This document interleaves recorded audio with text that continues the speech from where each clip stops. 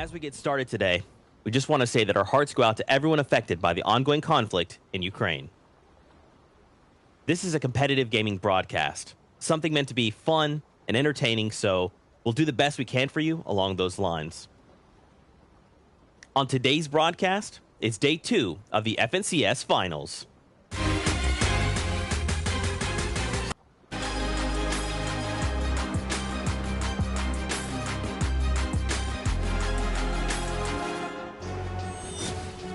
Yo, what it do, Fortnite fam? Welcome back to the FNCS Finals. This is day number 2. At the end of the competition, at the end of 6 games, we will have new champions here in Europe.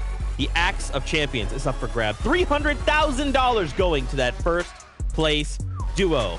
It's all to play for, all on the line. And of course, you know, we got to bring the boys back. We got Boop and Resub here, my friends. How are you feeling? It's day number 2. It's so exciting to be. A severe lack of denim on my side, but hopefully I get mine. Well, no. This is the 1 year anniversary coat we get on. Zeke got it a while ago. I'm just crowning mine today, I think. I'm doing fantastic on top of that. There you go. You love to see it. As you guys know, we like to have fun here on the broadcast, but if you've never been with us before, you're tuning in Fortnite for the first time, welcome. We're super happy you're here. Let's talk about a few things to get you up to speed. First off, though, Legends Landing. Have you heard about that? You gotta go check it out. It's an incredible creative mode island put together for us competitive folk. That's right. We can all hang out there. I'm including myself in there, also being a competitive player. That can have some great times. There's 2 different types of little games in there.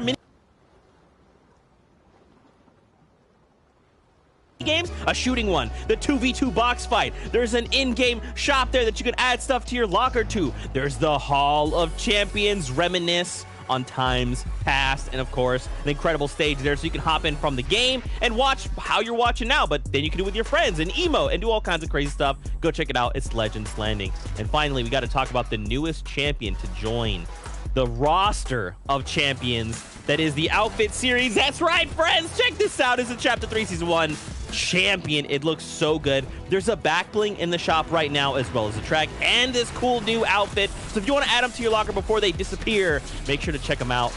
You know, Reese, Boop, I think this one is going to get added to my locker. Oh yeah, for sure. For sure. I say I didn't sound enthusiastic when I said that, but I actually was. I got it today. I'm not even joking. Yeah, yellow's not my color personally, but yeah. There you go. There you go. Thank you guys so much. Okay, so let's actually talk about the show itself and what you guys can expect as viewers as we tune in for the 6 games ahead of us. Let's start with the broadcast schedule. So the way the FNCS typically works is we have a few weeks there of qualifiers. Then we go into a semifinal round. So for us, this season, it looked like we had 3 days, and then we lead here to the finals. 2 days of incredible competition. But Boop, what has led us here? What have these duels been through to get here? It felt like such a long time ago, but yeah, we had 2 qualifiers in week number 1, 16 duels coming through from the open qualifiers, and then we went over to the heats in the semifinals. 18 of those came through from consistency, and then 16 game winners in total. We're now in day number 2 of the finals, and we have 6 games today of very exciting content, and we'll crown our champion of duos today as well. Yeah, if you want to look at the point format, so how the players are actually getting those points, we look at the top 35 teams, you're going to start getting the placement then. Once you get the top 25 teams, you can see on the right side, every threshold from there on is just 1 additional point until you get up to 3rd. We're going to start getting 2 more points, and obviously up until the Victory Royale, which will be 32 points. That is total, so cumulative. Every single elimination also being worth 3 points in there as well. And we cannot forget, along with the Axe of Champions, there's also prize money. Here is a look at all 7 regions and their prize breakdown, but we can take a deeper dive, right? We can see what the placement looks like for us specifically in Europe. As I kind of stated before, $300,000 going to that number 1 duo, but I do just want to stress, even if a duo that you're like following does not make first, if they can say go from like, let's say outside of top 10 into top 10, right? That's life-changing amount of money. So as we watch these 6 games, every time someone moves up and gets closer into that top 10, that top 5, we're going to cheer them on, right? Because that is a testament to their skill, and we can kind of celebrate with them as a player for that moment. So super cool. I think, now, I want to add something on there as well. Yeah, a win, do it. Right? 32 points. Some of the biggest games we've seen so far. 9 elimination victorials from Benchfishy, also from one from DKS as well. Yesterday, those two are 59 points. Any of the teams who's currently in 20th to 30th, that'll almost put you in top 5 if you just win a game with 9 eliminations. So super close. Yeah, man, I'm telling you, and thank you for that segue, Reese. Perfect. This is where I was gonna go. Is the standings? It's like we've done this and we've been doing this for like years now. We've been, we've done this a couple times. So, Boop, let's take a look here. We've got Pink and Anas currently holding down that #1 spot, and they were only one duo yesterday. Yeah. That got 2 victory royales. Yeah, we didn't really expect it from them to come through. Yeah, they had, an overwhelming performance. But I just want to talk about just how close this leaderboard is. 35 points is the difference between 1st and 10th place. Like we said, it is 1 victory royale away. I did the math a little bit. Even though I'm not the best at math, anyone from the top 20 could realistically win this tournament today. So it's everything to play for, and that just makes it so much more exciting. As we go to the second page, they see 96 points. So, we're just a throw distance away from, being there on top. Yeah, I think anyone outside of that can, realistically, too. It depends on who's up at the top, how poorly they do. It's a second-day tournament. We often see teams doing worse on the second day. But one of the things that's been pretty consistent is teams on this 11th till 20th page usually have a better day, too, as well. And right now, 1st through to 20th is closer than 1st through to 10th on any other region. So EU right now, unbelievably close when it comes to the top 20 in comparison to basically every other region at the same point. Yeah. It's wild, and again, let's say this top team in first place, they fall early in just game #1, right? That lets everyone else start to catch up. So you're going to be seeing a lot of these players, if something starts to go wrong, they're going to slow it down, right? They're going to be like, no, we want placements, or we need to find some amount of points to make sure we can keep everyone else at bay. Guys, let's talk about some of the other winners in these regions. At the end of the show yesterday, we got to crown winners out of Middle East, but now there's new champions to crown as well. So for Middle East history, once again, Bleed and FKS, congratulations to you. But OCE, Jace, and Boswick, I believe is how you say that. I'm so sorry if I ever say any of your names wrong. I do not mean to. There you go. I'm just name. It's his fault. Don't worry. He changed his name. There you go. And out of Asia, L2, R2, and Runaix. Once again, I'm so sorry. I'm so bad with names. I do want to mention OC real quick because I forgot to mention the match point format.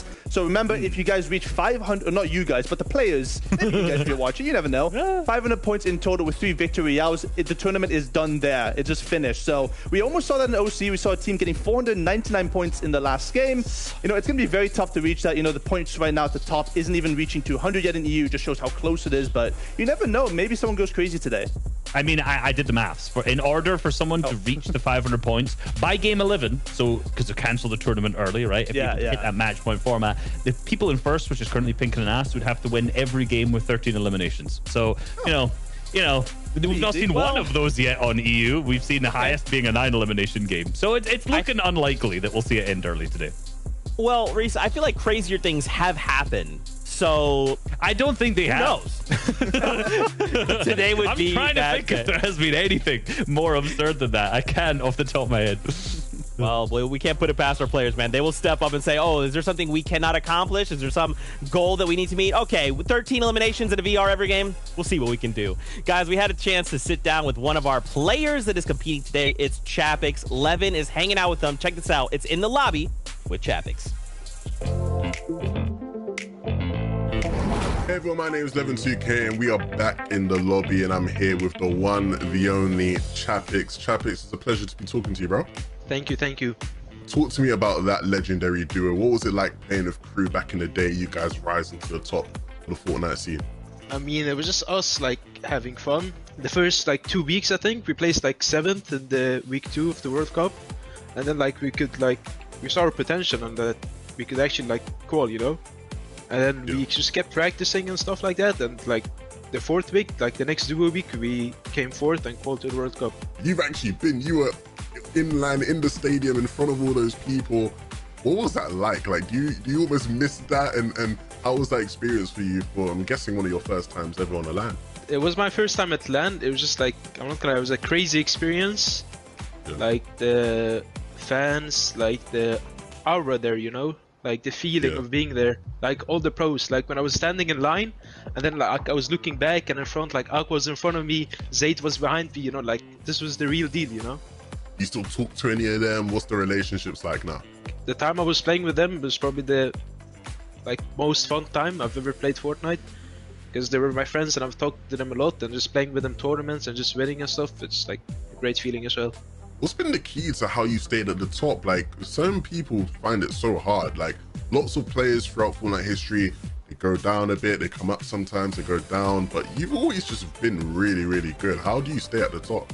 I mean, it's about like what drives you to play the game, you know? Like everybody has different motivations, and like my motivation, I think really big compared to other people that just play the game for fun and just hope they place. Like I have my other reasons that I need to like play competitively and like stay at the top and like put all my time in so I can stay at the top. I think it's just like about motivations. Like if people don't find the game fun anymore, like they won't play.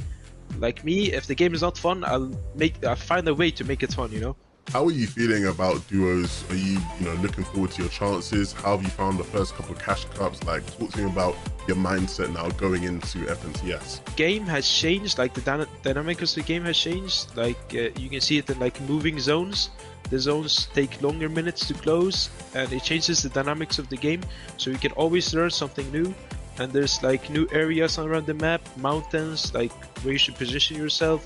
So it's just like so much more you can learn in the new chapter. So people are just gonna stay motivated to keep doing good, you know. It's been a pleasure talking to you though, bro. It's been a pleasure. Thank you. See you guys all later. Thank you so much, Levin, for hanging out in the lobby with Chapix. Well, again, we'll be seeing them compete today, and I can't wait to see how they perform in day number 2. So we got to see our standings, right? Let's talk about some of the duos and how we can, I guess, our expectations, right, coming into day number 2. We do like to have this conversation. Is a duo a day 1 team, meaning can they perform better on day 1 versus day 2? So, first up, let's talk about Thomas, HD, and Tayson. Boop, I want to come to you first. Okay, so we know they're performing very well, but yesterday we did see some issues with Surge. Like, do you feel maybe, you kind of had actually mentioned you think they may be over-looting yesterday? Yeah, so it's a little bit of a tough spot that they're in, right? So we didn't really expect them to be uncon in Covert Cavern. We expected a lot more players to be going there, but they have the entire pot to themselves, which is kind of surprising. We do have Phoenix and Raisin over towards the north side, very close by to them, but I felt like they didn't even interact once, right? The last game, they did push into it, try to contest that vault, but, Thomas and Tayson, they've been looting the entire Covert Cavern, and what you do as well, you get those vaults, you get those safes from the vault, and then you go all the way towards Greasy Grove, get those chili chug splashes, and there's your loadout set. But that takes so much time, and that we saw yesterday. They struggled for Storm Surge, Second Zone Surge. I think Reese even mentioned every single game they were below Surge at some point in the games, which is a little bit ridiculous for such experienced players. So maybe a little bit of lack of practice coming in, or maybe they're not expecting to be uncon that much.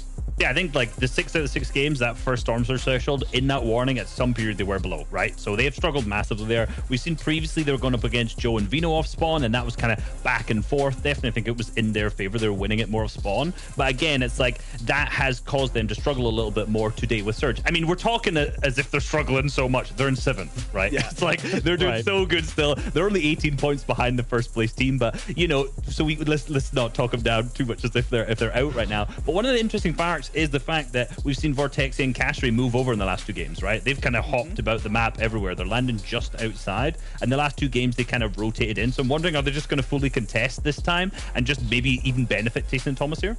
Yeah, I mean, you make a really good point, but like the 7th place, and I'm talking that much about them, but it just shows how much we have expectations of these guys. Tayson, 4-time FNCS winner. So much expectation coming into this final that if he doesn't win, it'll be an upset, which is a little bit ridiculous to think about. But yeah, they have the most chance, I think, of something weird happening because people want a piece of Covert Cavern, and there's a lot there to offer.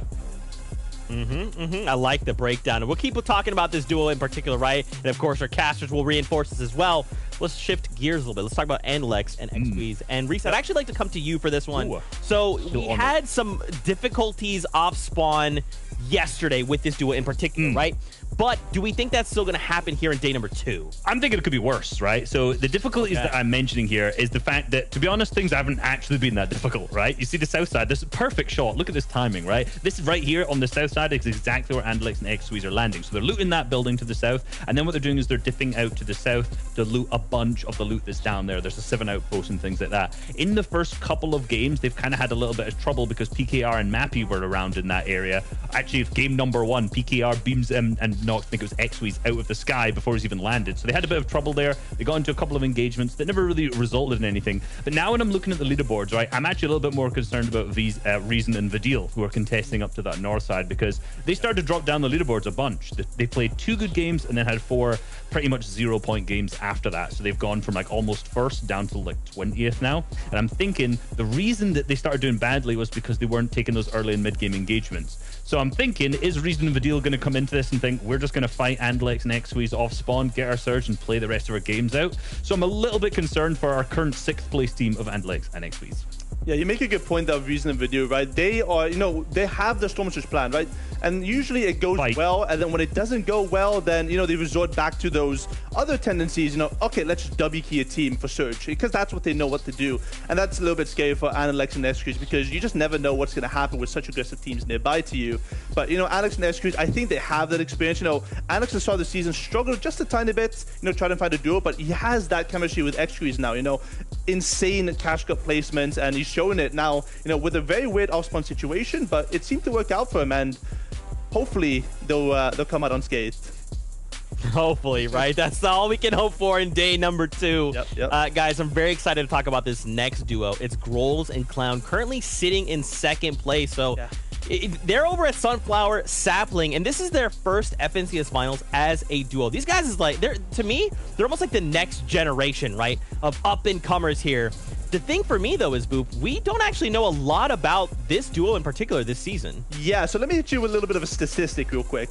Clown, in his first FNCS qualifier, not with Grolls, placed 5,415th in the Open qualifier. Grolls also didn't qualify past the Opens. After that session, they went on Twitter, they tried to find a duo.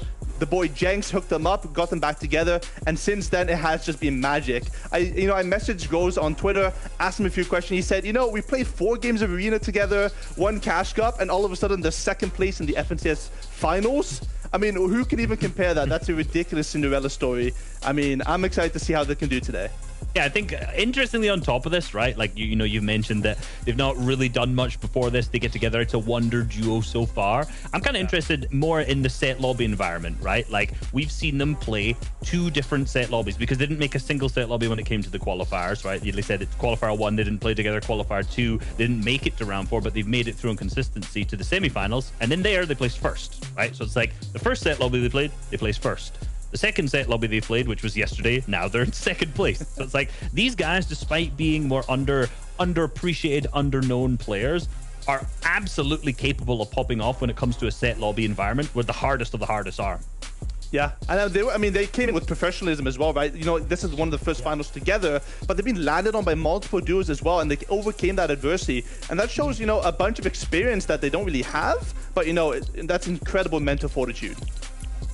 I'm telling you, man, I'm excited to share more about their story and learn just more about them, because to be able to show up in the finals, especially like on a new map, in a new meta, in a new setting that is not trios but duos, and they're holding 2nd place, I'm liking this duo a lot, and I can't wait to see what they can do today. So let's shift gears once again. Let's talk about POIs. Yesterday we talked about Tilted Towers. Today we got to turn attention to Sleepy Sound. We've got Joe and Vino going up against Chapix and Seti here. Yesterday, it did not go in the favor of Chapix and Seti. Joe Vino actually came out on top, right, in a 3-2. And then Chapix and Seti decided to kind of bail on the POI, maybe? Like, what are we seeing here, Boop? Yeah, this is just an unfortunate circumstance. These guys are both potential FNCS winners if they were on con. You see that in the success of Venno and Joe. They're being, I think, after the 5 games, they were in ahead of Queasy and Hen, who are uncon on the North Sleepy side. So it's kind of an unfortunate situation for them. Yeah, you're correct. 4 to 5 games, Seti and Chapix were defeated by Joe and Venno, unfortunately for them. it's kind of a tough situation. I think Seti, himself, trying to find duos in the past, has struggled to sort of find a draw spot, try to go logjam. As you saw, he had the experience there. Chapik similarly went to Greasy prior with Janice, also struggled there against Nebs and Hellfire. So, I don't think they have many options left. I'm expecting to just go South Sleepy, but they're running out of options today. Yeah, it is sad because like Chapik City is a team who has the potential to win an FNCS straight up. Like they have both won previous FNCSs. Last season, actually, they both won FNCSs. So one being Grand Royale, one being in season natural normal season 8. So it's like these guys are so good. They put in the work as well. And I know it's going to be frustrating for both players. Like I've seen Chapik's already say this is the most work he's put in the season. And it's not paid off clearly for Seti. I mean, that's his entire thing, is working hard. So I know he's going to be disappointed right now. But day 2, they can definitely claw up to like a top 20, top 10, even if they play well. Hopefully. Right. And as long as they can do that, right? Once again, this is life-changing amounts of money here. As long as they can place as high as possible. They've already made it to finals. They've already proven they are a top-tier duo. It is now just how far can we make it, right, at the end of the day. Let's talk about Chonker Speedway. So, friends, this one was super messy yesterday. There was 4 duos landing here at one point. Reese, talk us through the events of yesterday. Look, I want to just point out the most important part here. Lincoln Default on the south side. We see Vortexry. I'm combining their name. That's great. I'm going to keep calling them that from now on. They ended up dipping out towards the later couple games. We already mentioned they went over to Covert instead. But really, Link's team has been able to benefit from this so well. You see the kind of mesh that's going on the north side. We would just think these guys are going to push in, right? Link are just clearly moving into that north side third party. That's not what's happening at all. Actually, what's happening is they're just fully rotating out to the west side here and going against like Marine's team, who's over to the Butter Barn split. They're getting into an engagement. They're third partying. Every time they pushed in there, they pretty much pick up some easy eliminations, some easy points, and they're now in third because of that as well. So I'm wondering today, are they going to push more to the north side of Chonkers? Or do they keep doing this because teams will have learned overnight what those strategies are? Yeah, I mean, I feel like we've seen Floki versus Lechi on that north side of Chonkers every single week. It's been a repetitive story for now. Lincoln Default making it kind of spicy, but, they're making it work. I feel like they're not landing on too much loot, but getting, being in third with that much and so much chaos around you and so much potential for things to go wrong, it's honestly just impressive. So hopefully they can continue on that trend as well. That's right. Thank you, guys. The insight, unparalleled. So we have a few more minutes here before we jump on the battle bus. Let's actually take another look at the standings, right? Let's kind of fill in those gaps. We've talked about a few POIs, some duos, but what else can we expect, right? So looking at, we've already talked about a lot about, let's say, like the top 5. One duo in particular we haven't mentioned too much today is DKS and Bad Sniper. They showed up kind of huge yesterday, right? They were absolutely making waves in these games. And then what I like about that in particular is the kind of ability to affect the lobby, right? Some of these duos, they just show up and you just like, if you're in game and you're watching the elimination feed, you're like, oh, that's this duo? They just got elimination? They're close by? I guess I can't operate. I guess I just gotta, walk away, boop. Yeah, I mean, it's sort of like all of these situations these players are in, it's sort of like the rising from the ashes like a phoenix. I don't know. That's the best way I can describe it. Love DKS faltered against Benji early on. They were splitting it initially, and then they tried to fight Benji, and they lost the spawn. And now, they're ahead of Benji in 5th place. So much potential for things to go wrong in the draw spot, but, it's going well for them. Yeah, that was basically a story of whoever has the best drop, right, for the main building. Because DK's Bad Sniper, if they get it, they're going to land on the main building. If Benji, Fishy, and Mr. Savage get it, they're landing on the main building. The other team goes to the south. It's like that's what's happened basically every game. Or they 50-50'd. And in that instance, it's mainly been Benji and Savage who have actually won off there. Yeah, man. I'm telling you, there's just so much to unpack, right? There's just so many of these, like, super small details that if you're not, like, really looking for them, they might just go over your head and you're like, what happened here? And it's these small details. Really quickly, let's remind ourselves of what those predictions were. Which of these duos we think could walk away new duos champions? Me and Boop, we're holding it down. We believe, Boop. It's Thomas, HD, and Tayson. Please make it happen today. I cannot be losing against Resub, Shayo, and Levin. My ego cannot take it. Please, Tayson and Casters, please stop cursing them and saying they have good loot. Look, me alongside Sharon Levin also going for Hen and Queasy, but most importantly on top of that, my mum messaged me today saying she's rooting for Hen and Queasy as well. So, you know what?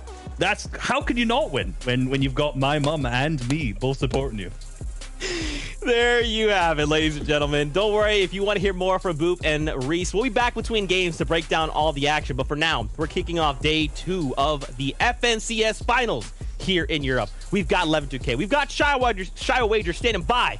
Now, let's jump on that bus. Here we go. Motivation, drive, hunger, a yearning for greatness. 100 players still feel these emotions because there's 6 games still on the line. This is the FNCS Finals, the second day at it. My name is Levin2K. I'm joined by Shayo Wager, and that emotion is what we live for. It doesn't get much better than this. Not at all right now. We have the Kings on high ground in first place with Pink and Anas. We have the next generation rolling through with Clown and Grolls, and past that through the Fire and Flames, Lincoln Default. You heard it on the desk. 3 people contesting the 11, and they're in the top 3 still. That's unheard of. And the greatest thing about it is the fact that so much can change, right? We know with the nature of the format, we know all these teams from about 1 to 20 even have a chance to really go at it going into these final games. And who will be the one to take it is left to be seen.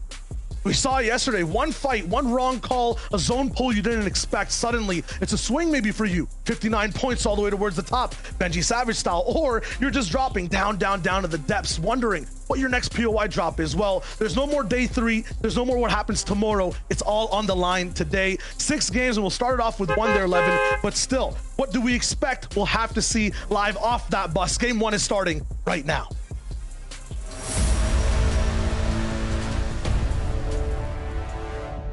Who can be in control of their own destiny? There's 6 games to decide. There's never been more nerves than this, right? This season, Chapter 3, so many new additions, new POIs, new duos, and we'll have a new champion at the end of the day. Right into Chonkers. The analysts broke it all down. Loads of action going here, and Swilliam is no secret. Oh, wow. Swilliam, I was going to say, isn't shy by any means, but he will be taken out rather swiftly. And so Floking Clement will win that battle on the north side. But we still know Default and Link will be lurking in the shadows, ready for their opportunity to get involved. Yeah, everyone on the top 3 right now struggling a little bit off that spawn. Grolls as well, hitting those shins over and over again. Zestin does not want to go down, and I can see the pattern too. It's top 3 versus 33 or 43 at this moment in terms of placement for Zestin and Hookah. They're still pushing in, and that's one of our Titans down. Yeah, that's going to be huge, right? And this is what we were just saying. So much can change. One off spawn, lost, and that 3rd place slot for them, unlikely to be there by the end of this one. Yeah, if you're just joining us right now as well, you missed maybe the format explainer or what's really breaking down. You've only watched the Sunday because that's where, you know, the final banger games are prevalent. This is a 12-game format entirely, 6 games already played before. Everyone understands now their stakes, their story, and you'll see the cheese traps in play. Scram rolling through 15th place overall.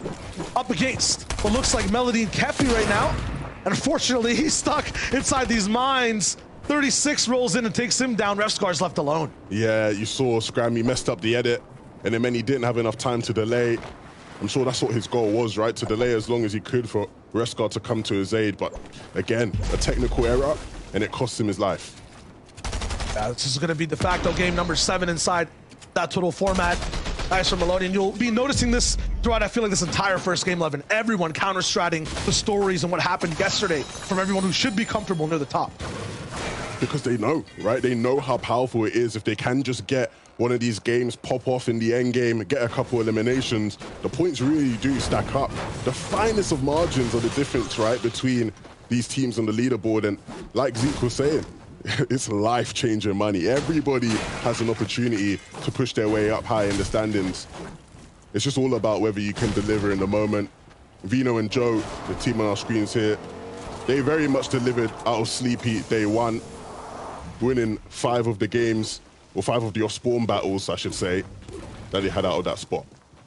It's a team mode though, right? There's no way Joe and Vino can push towards top 10 playing as solos, because I feel like that's what we saw yesterday over and over again. If they have to fix one thing, it's starting to play the mode, man. Stay alive. Yeah, the cohesion wasn't all there, right? There were times when it actually became a bit comical, right? Vino would be down, Joe would, you know, go to reboot him, then Joe would go down, and Vino had to try reboot Joe. It was just an endless cycle of them playing as solos, like you said. But again, right, they've had a night to reset. Hopefully a good 8 hours of sleep, right, as well. And now they can reset, and that will be applied to their opposition, right? Seti and Chapix at Sleepy would have needed the same thing. They really struggled there, but it's fine, right? Because they have these 6 days to make that comeback, and we all love a comeback story, don't we? Absolutely, and it's going to be a little bit more of a comeback for some than others. Head and Kwizu, though, rolling in. fourth for the moment. Not as dominant as we expect them, you know, from all previous FNCSs, but staying inside the top 5. I think, once again, you mentioned this yesterday, Levin. We just expect greatness from a lot of these players. Seeing them just good or, you know, in a nice spot isn't equivalent to great. We sometimes put them down a bit too much. Yeah, I think that speaks volumes about what they are as a duo. They had a quiet day and finished in 4th, right? That should really strike fear in the hearts of the other players in the lobby. If these guys had a quiet day and only came 4th, then who knows what will happen if they can really start to piece things together like they have for most of this season. We're seeing Ryzen and Phoenix applying some pressure to Vortexia and Castery. Again, Vortexia and Castery were initially towards Chonkers yesterday, but now they've moved further north, and for what reason, they're going to be finding themselves sending right back to the lobby. Vortexia will be knocked. Castery now trying to do everything he can to avenge his teammate, but it's going to be real difficult. Phoenix, though, actually will go down, and you know, Ryzen isn't all there in HP. And so it's a 1v1 now. I feel like I'm at a train station with, like, you know, 17 trolleys on the line. All I can hear is chugga, chugga, chugga, chugga, chugga, chugga, chugga, over and over and over again with all these SMGs. And I kind of like it. These are two of the most aggressive duos from day one. Castery and Vortexia in general, aggressive for the entire season, Levin. You would not expect them to be the ones getting pushed, them to be the ones to be responding to a fight. But that's what's happening because Ryzen has to switch up his game plan completely from day one. 61 points is not enough to push towards that top 10. And now the reversal is there. A 2v1 situation for his opponent. Castery is really just locking down as much as possible, keeping his team alive. Yeah, and Castery, the elimination went through, so he gets the siphon. Ryzen does a good job there just to sort of nullify that factor. And now it's about winning another 1v1. It's not over yet, though. Never mind. As I say it, he rattles right through. Castery down, and that's gonna shape the game in such a different way. I am not like downplaying the just impact of Castery and Vortexia on the map, Levin. They just make things absolutely atrocious for so many duels. With them gone this early, before placements even handed out, that changes things for a lot of people mid-game. Yeah, and it can have a positive impact, but it can also have a negative one, right? Because Phoenix, Ryzen, obviously they win the fight inevitably, but at the end of the day, now that interrupts their game plan, right? It means that they're gonna have to commit more time to actually trying to get back involved in this game rather than looking to play in some power positions. We'll see how they bounce back. They wouldn't have had the best day yesterday, but another team that will feel they can do much better today. Stompy Jew on screen right now. I feel like this team I'm the most scared of in terms of looking at anyone from 20th to 30th because they made the most mistakes game one. And that might seem a little bit backwards, but at the same time, the more mistakes you make, I feel like you have so much more to review, learn from. It's easier to see what to do right. They went for so many different fights, and they were down on Surge a few times, and things weren't looking good. You all know about Stompy, and we saw what Drew could do inside the qualifiers. I feel like this team definitely has some secret game plans we don't know of, but will impact the game today. Yeah, they're super consistent team. You referenced the qualifier too. They're one of the few teams to get 10 points in every game in that qualifier, right? When they hit the ground running and they have their rhythm, they are very much a force to be reckoned with. And, you know, they're not having to deal with some of the shambles we've seen at the Daily Bugle in previous sessions. So I'd like to hope that today they can find a bit of better form, but definitely one of the more consistent teams in this lobby. Thomas HD and Tayson posturing up on this hill. They struggled with Surge yesterday, and Tayson on Twitter saying, look, we shouldn't be struggling with Surge, acknowledging that there's going to be a lot of pressure on them because they're two of the best players you've ever had in Fortnite. And yeah, they came top 10 after day one, but many people would argue, you have the best loot in the game. We expect more than top 10 for you guys. So they'll have that pressure, but if there's anyone who could deal with it, I'm sure it's Tayson and Thomas. I mean, they are the day two de facto duo, I feel like. Every FNCS we've seen, Thomas HD just absolutely becomes super online, like gigabit speeds on that second day. So I feel like they have a little bit of a pedestal from that first one. Talk about a pedestal, a tower, a spot that should just be etched on the map now for following FNCS. Pink's Cavern, I feel like, is what it should be called, or Pink's Mountain, maybe. Him and Anas are just up here 24/7, dictating who can move where inside the whole lobby. They are like, you know, just guards, making sure that there's a cost to every decision you make, Levin. And they've had so much good surge from it, so much good positions overall too. Looks like they got zone as well. This might be their game. Yeah, when you look back at their games yesterday, they could have had an even better day, right? There were a couple games where they were set up to really do what they do best and dominate high ground. And, you know, as much as I don't like to blame things on RNG, there were a couple instances where they did genuinely just get a bit unlucky, right? And so you like to think if it balances out today, these guys could have a monster day. People question Shire whether they'd be able to handle high ground with all the other top high ground teams in the lobby. That was not even a question for them. They definitely are ready.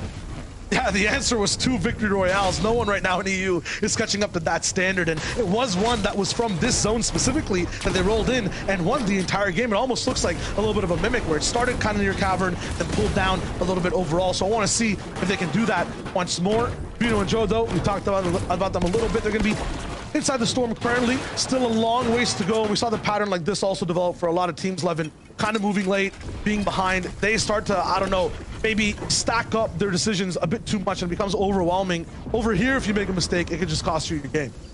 Yeah, for sure. They're deep in the storm, and again, when we talk about timing in your games, that's one of the things that can sort of throw things off. It'll be fun to see how they play out. I don't think many people expected them to do as well out of Sleepy as they did, but Vino's no stranger to proving people wrong, and I'm sure he'll try to do that again by pushing his way in to that top 10. Right now, I believe everyone's just searching to get towards that top 35 slot. That's exactly where placement starts, just 1 point. But at the same time, you can see teams like Rise and Phoenix, like Cassia, Vertexia, pushing for those eliminations as well. 3 points per. It makes the format a little bit more favoring to those aggressive teams, the ones who are popping off in low ground. While you guys are watching all these height teams, you know, go for the win.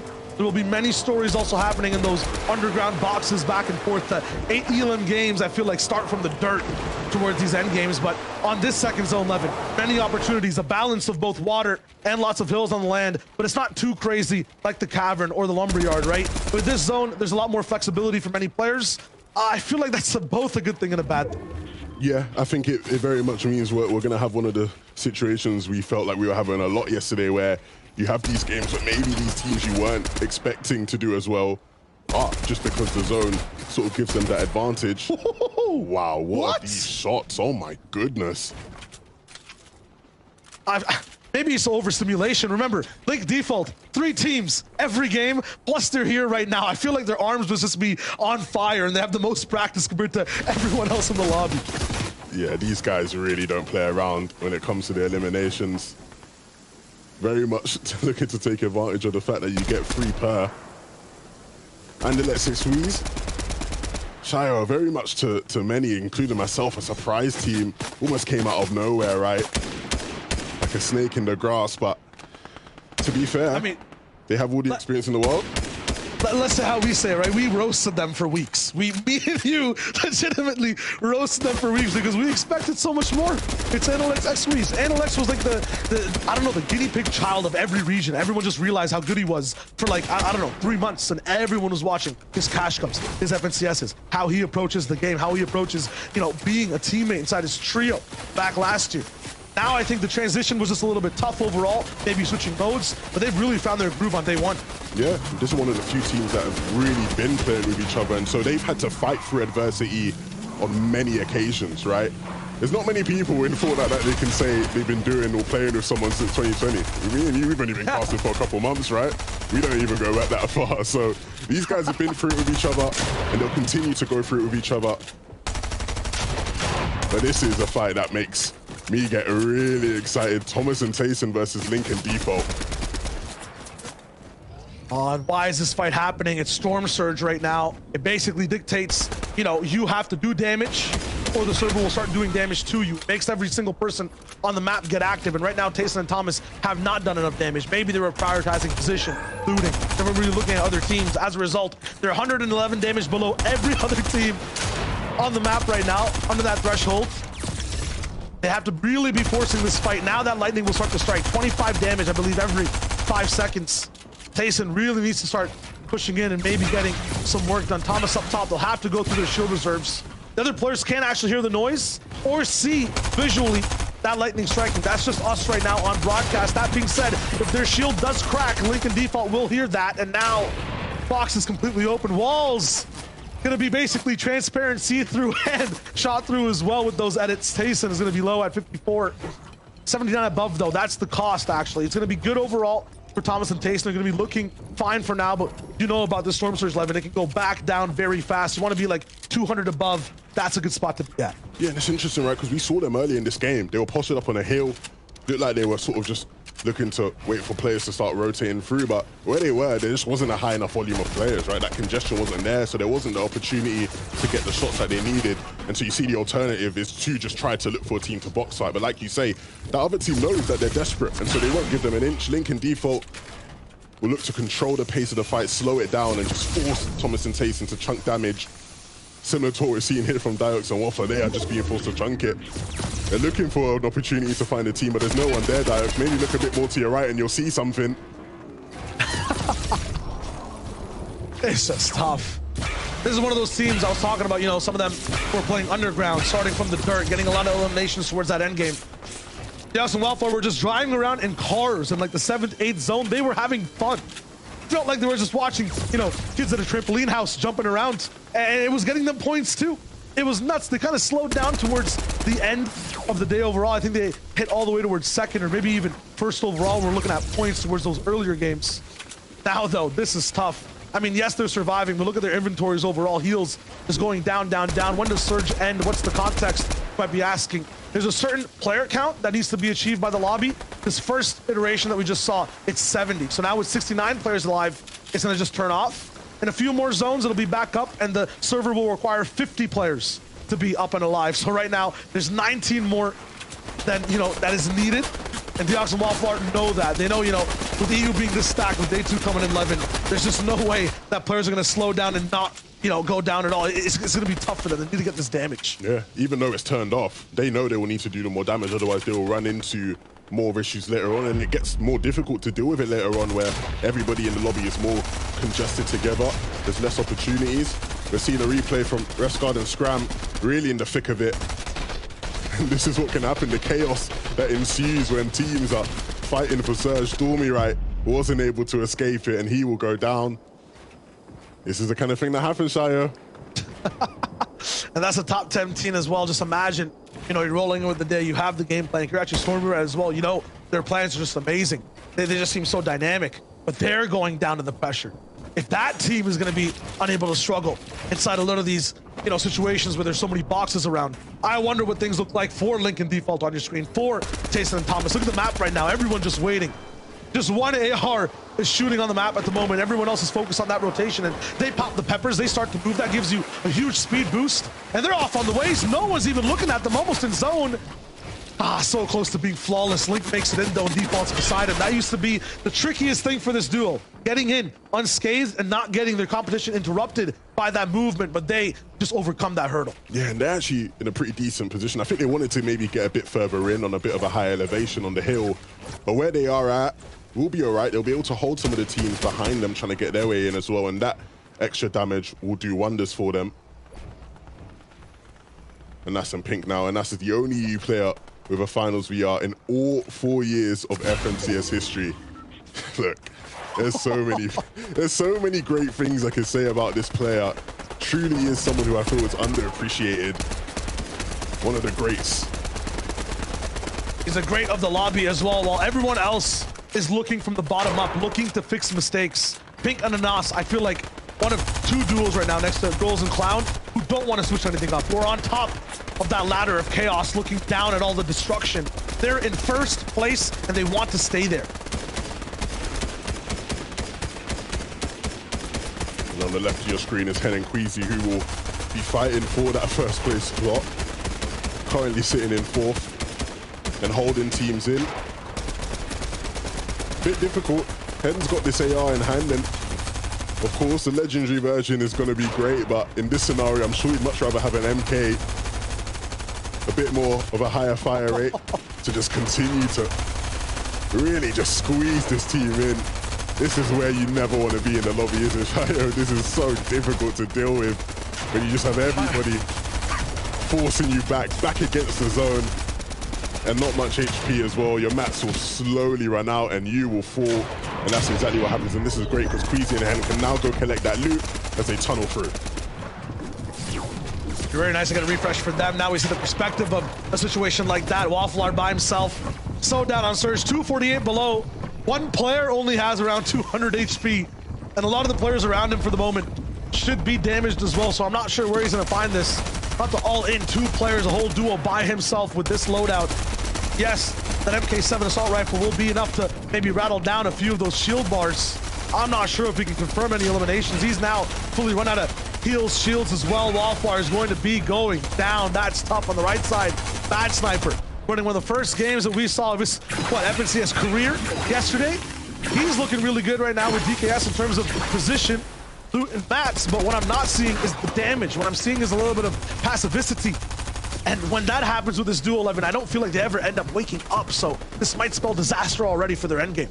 Yeah, I like to think that they're in a much cooler mindset than usual, but they may be forced to rush the issue a bit and really turn the tide of their game, because staying below is just only going to force them to tank through more of their resources. Bad Sniper actually will go down to Chico, and so DKS in the first game being put in a solo clutch position, it's not out of the realms of possibility for him. The gauntlets will give him a couple extra charges to move once the zones start moving. But if anybody figures out that this guy is a solo, you can be assured that his time in the lobby will not last too long. A clutch from this position is literally the reason why some people win FNCSs. It's the difference maker when you're a solo in the top 5, in the top 3 with your teammates. 3rd place right now for DKS and Bad Sniper. All he needs to do is survive. You're noticing people going down in the feed. Every time that happens is basically a placement point almost allocated for DKS. 147, he just wants to live and just expend those mats, stay alive. Meanwhile, Link, same story, 154, just ahead of that 3rd place team. Depending on who goes down first, you might see a shift in the boards. Problem is, he doesn't have mats to expend. He's out. He's all the way out, and so the time is really ticking for him. I think he might spot these builds here to his right. There is something. Yep, he will. And that's 200 River in the middle right now. With. Yeah, he's in the low ground. He doesn't have to deal with that water, though. We'll stay on land. He can't really find anything in terms of a pad or anything towards that backside. He's really tanking the zone to find the launch pad, but you need HP to be able to jump from it, Link. Unfortunate. I like the decision-making, though, to maybe get towards that spot, but it was just so far up. One of the negatives of being on low ground overall. Meanwhile, DKS, I think, also just had no other options, no mats. He'll be alive with his. We'll see what he can do. Picking an us. Set up in position, fully a complete solo right now. Pink is just diving straight inside that box. Shots from the backside too, but Anas is there to deny it. And this is the position where we see VR's Pink, Anas, with a refresh, looking to control this game. Yeah, those mats were so important. You saw how Pink's material count shot all the way up. You can see Noah and Aqua and heighten, so whether or not they'll be able to get that right now is a different question. But can Noah and Aqua hold on to it? You can see Aqua isn't looking too strong in terms of HP, and the materials are starting to dwindle as well. X-Squeeze moving in, and Lex not alive either. Every single person, it looks like, inside the top 5 has to play as a solo to keep their position on the boards alive. Meanwhile, Noah Riley swinging all the way towards the front, fighting Chulex and Chico. You can see on the left side of your screen. Putrick, though, sneaks that high ground with Toos, and Toos is inside the box with Noah Riley. He takes Noah almost down, has a hair of HP, and it gets snipped. A nice fade. Aqua now right below that box has to hear his teammate go down. Elim and gone. He's going to be by himself. Yeah, you can see X-Squeeze as well now. One of those solos. Him and DKS are both struggling, but DKS was able to find an elimination at the backside in the bottom right. And so this is huge for him. It keeps him ticking in the game just that bit longer, and that's exactly what he needs. He can't go for the win right now, but all he needs is the extra placement points. They go a long way when we go to the last game, and so he will just continue to stay alive. DKS takes down 1st place, and he's in 2nd, or maybe just chops it in half. Maybe Pink has to possibly go for that clutch as well to keep that slot up top. Putrick and Tusto on that top side. They're going to be looking down momentarily for some sprays for that pressure. And we saw this on day 1. No one was able to really retake on high ground except for that maybe very last game. And Tripper, one of the players who can have a possibility to do that, goes down as well on the low. No one's even finding DKS, though. It's going to be tough. All he has to do is just stay around these walls, make sure nothing bad happens, but we do smell solos down there. It's an intuition for these European players, and he gets taken out. Oh, X-Squeeze be spotted out as well. It seems he's getting sniffed out from below. He's got to hold on to his wall, but there's players above him as well. He will go down as well. Now we have Scram, no ref scarred. Saw this many times before, and we can expect greatness. With 13 HP, though, we can't have that Scram classic of dipping in and outside that zone. Really playing the timing very well, a player who can do it so well. He's not gonna have the possibility. Here goes Floki for high ground up against Putrick. It's a retake. It's just himself, though. I don't see Clement. Where is he? Toos, he's not gonna fall for such simple tricks. He keeps that high ground secure and alive. Yeah, they did incredibly well to stay composed. Floki was no real threat, and they treated him that way. Scram, though, as a solo, will eventually find his maker, and he will go out. Trulex and Chico are the only duo now in between high ground and low ground, as Janice and Vortex look to try reclaim their first game success. Every single team is sharing the same two boxes, and Vortex and Janice, if we have those guys in the equation, they just solved that problem with 2 shots and a big pop. That's what I like to see. Vortex with the sprays, Janice there to follow up, and now they control that little bit of a low ground layer. Still, Andy in the way with art skill as well. 2 solos in the mix. Swag and Pablo alive, but their mats are running out. High ground is still staying quiet. Putrick have to do absolutely nothing. They can just win this game. Pablo has so much ammunition. Just a few mats, though. He's gonna go for the end on Trulex. That's a double shot. It looks good, and he's down. Chico is gonna be the next one. Surprised after that jump scare. Pablo might go for the re-edit. There's no chance for that revival. Chico's gonna just way dodge towards the right side. Pablo move in through this labyrinth. Can he solve this maze? Art skill on the retake that Toos has to deal with, and they're not even running out of the mats. I'm not sure what type of treasury, what type of economy this entire duo has, but it's gonna be split in half. What a shot from Toos. Catches the head. This man only hits the most prime prestige shots you can find, and it's lucky that he had all the mats as well. 4 different teams, and he's going to be the focus. Chopped down now, but the flame boys back and forth. The fire's too hot. Toos might not be able to survive. He gets burned, and he's down. We have new high ground kings. Cerebral play from the Danes, and they are on fire. Swag and Pablo will drop down now to try and claim the first victory royale of their day. Swag will go down, and so it's left in the hands of Pablo. They've done so well so far, and now in a 1v1 against Janice, who won against Vortex. Janice and Vortex in a 2v1. Vortex is up, but with not much HP. Will he be the difference maker? Will he decide to go up and try and take Pablo on? Pablo trying to hold on. He doesn't have the materials left. He's dancing around in the zone. He realizes he can get Vortex. That's going to be the siphon that will come through, but will it come in time? 10 seconds. He will get it, and so he stays up. And now can he hit the crucial last shot? No! Yes. Janice will pick it up. They won game 1 of day 1, and they win game 1 of day 2. The German Giants come through again. I can't believe it. It's deja vu. And in a way, that's more special than that first day as well. Janice and Vortex, this is not a position where they usually win games. There's a little bit more sense of control overall. But Janice, the clutch minister himself, just rolls in, hits that big shot. And that's like the 3rd one we saw in the end game. Toos was hitting them too. What a way to start off EU. That was phenomenal from Janice and Vortex. Like you said, they're used to winning games on height, but they did it from low. And like we said so many times yesterday, these guys like to get in early, get their victory royales done quick and easy. Guys, tell me on the desk, how did that all break down? There was so much going on, so many of the top duos playing as solos. Break it all down for us, guys. Shia Wager and Levin, thank you guys so much. Game number 1 or 7 in the grand scheme of things is done. My goodness, chaos. Just chaos as far as the eye can see. Boop, I was very surprised to just watch these solo riders, right? One of their duo mates falling early, and then they just had to fight by themselves. What happened in this game? Yeah, you couldn't script a better end game there. That was ridiculous. Almost coming through Swag and Pablo with a clutch. Unfortunately there, he did get the siphon the last minute. I thought he was about to do it, but a little swimming dolphin dive action coming through from Janice and Vortex was just enough to come through. I mean, I don't know how Janice and Vortex are able to do it again, right? Yesterday, they sort of slowed off towards the end of the final, but now start of day with another victory out, you know, of similar fashion. That has to give you so much more confidence going into this, you know, final 5 games now. Yeah, and I think that final moment summarized the team as a whole, right? You've got Janice, the most experienced player almost in the entire lobby, having 12 in a row, actually, FNCS finals, right? He's only missed one, which was Season X, all the way back in Chapter 1, a long, long time ago, right? And you've got him teaming up with Vortex, who's a relatively newer player to the finals, less experienced, but just incredibly proficient at the same time, right? You see that final 1v1, like in, or 2v1 in that situation where, you know, usually Vortex, if you're going across water, there's almost no HP right now. Vortex should be going back, and he should be going back to make sure that the opponent doesn't get siphoned. So Pablo, for the example. But the experience and the lack of experience kind of shows here. He goes down, but then the veteran Janice comes up with a clutch. He knows what to do in these pressure situations, picking up that victory royale. Always put your faith in Janice. 100%. And it's just so clean, right? In those situations, like Janice just knowing, look, I know the spot that you're in, and I know how low Vortex is. So if I just say, look, you have to finish this off, you're in the storm, I know where you're going to be. Like, I'm just going to challenge you. I have literally every advantage, right?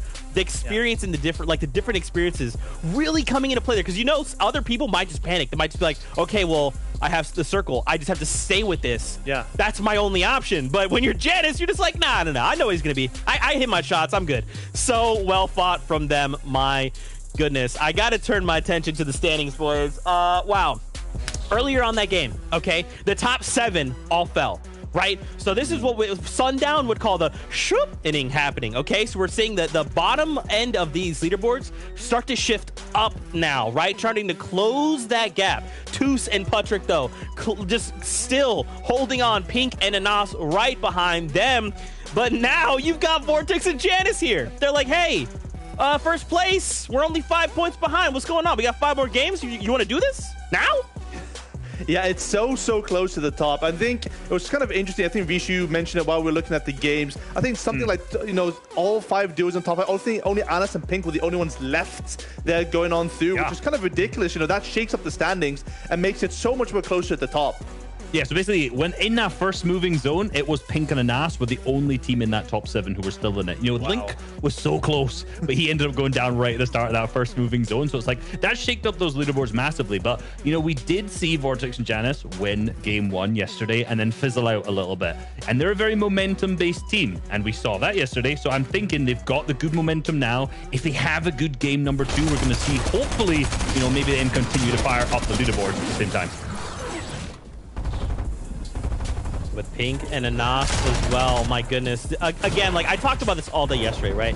It's so difficult to kind of pick a favorite, right? Just the sheer amount of raw talent we have here in the finals of Chapter 3, Season 1. Now, I'm kind of curious to get your guys' quick thoughts on this. We don't have much time, but what do you think is going to change from Game 1 to Game 2? Boop? Yeah, I think we're going to get a little bit more aggression. But again, it is all about feeling yourself out in the first game. We saw some different things coming out of Razen Phoenix, not pushing towards Thomas Sashi and Tayson. We saw people splitting and South Sleepy as well. So I think now we're going to get a little bit more aggression because, you know, you're running out of games. I love it. I love it. Thank you so much for that, Boop. But for now, we see the timer. It means it's game time. We got to get back on that bus. So we're kicking it on over to Shy Waiter and Levy2K to take us in.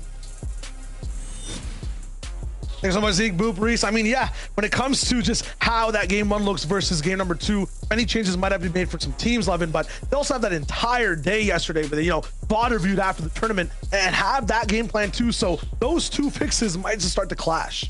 Yeah, I do start to wonder, right, at what point do you really start to maybe game yourself out of the competition, right, where you're overthinking some of these things, right? We're seeing teams like Thomas and Tayson looking for better positions than they were yesterday, but it not quite working out. Is that going to play a psychological effect in how they approach the games now? So all the preparation they might have done prior to this might just be thrown out the window, right? These are all factors that will play into things.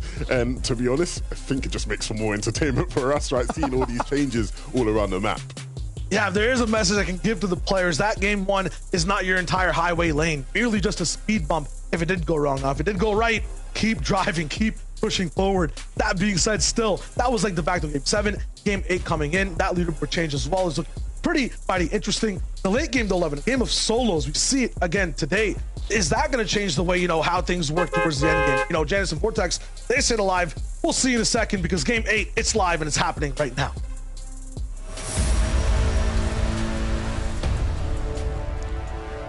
We got 50 duos ready to go at it again for the 8th time this weekend.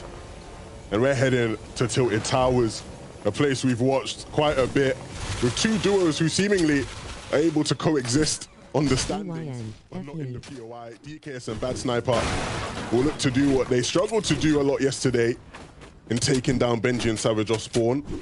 But even with them struggling to do that, they did not struggle to get results and put themselves higher in the standings. You can see they're sitting in 6th, and they'll be feeling like they can do even better.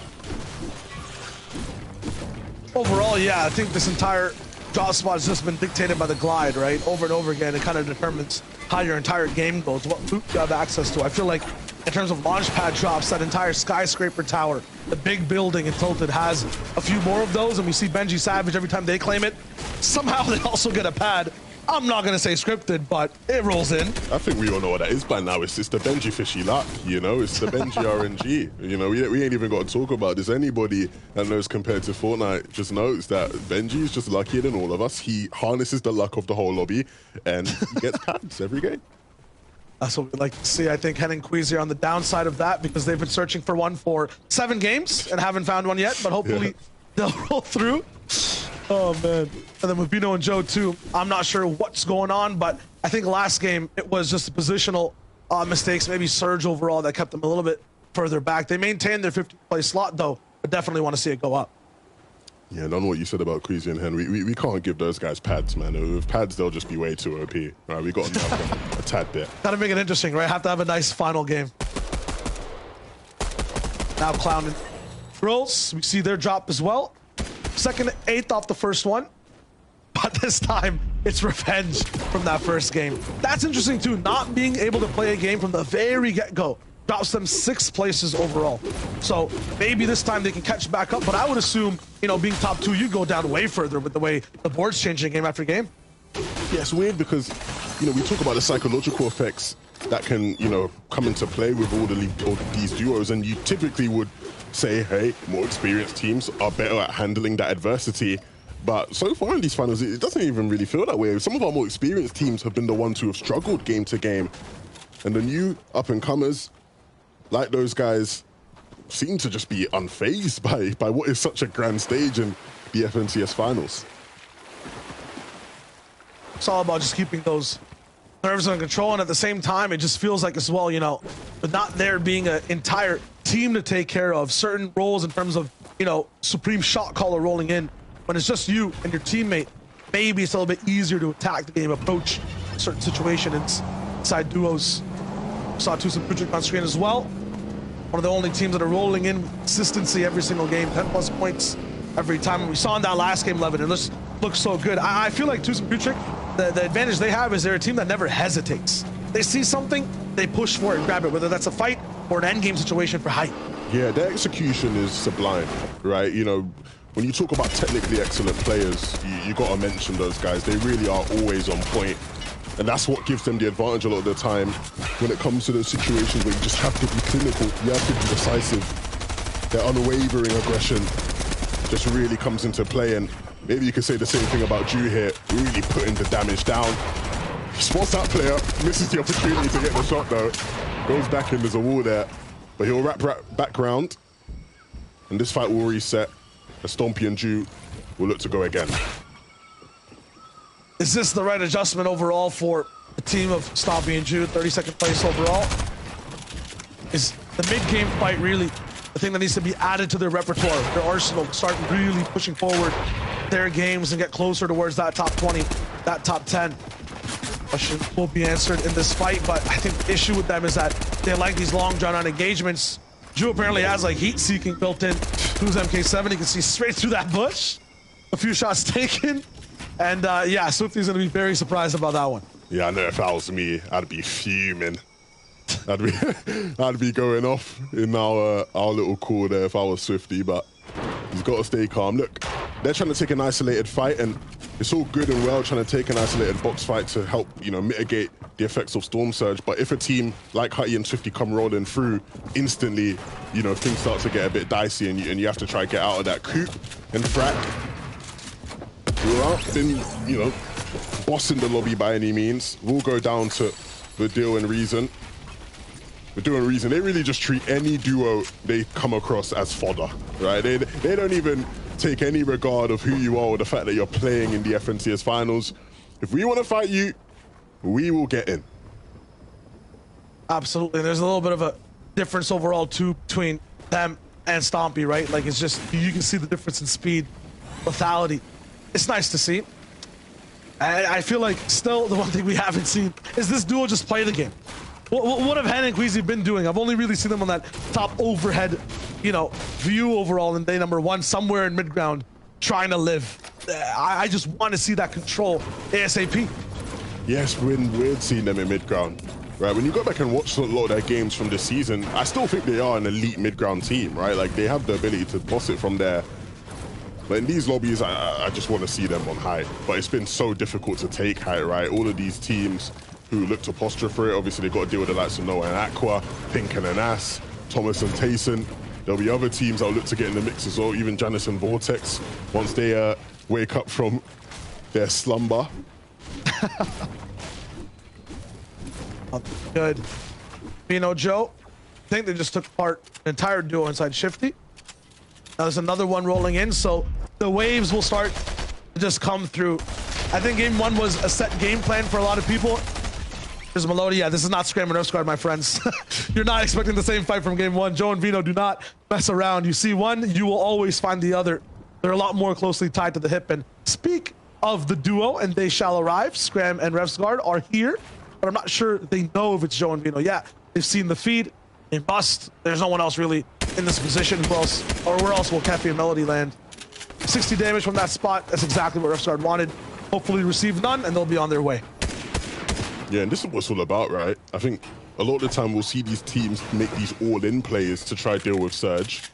But if you can just sort of go about your business, pick away, 60 tags here, 60 tag there, 60 everywhere, you'll be well and good on the Storm Surge leaderboard, right? So hopefully we don't see these guys struggling with that too much. I feel like every time we get deeper into games, Shio, we're seeing these guys just ending up in these situations where they're just not able to be as effective in tight spaces, right? They're still top players. I'm not going to act like they're like old or anything, but you know, they're not back in their prime a couple of years ago where put them in the most difficult and tightest of spaces and they excel.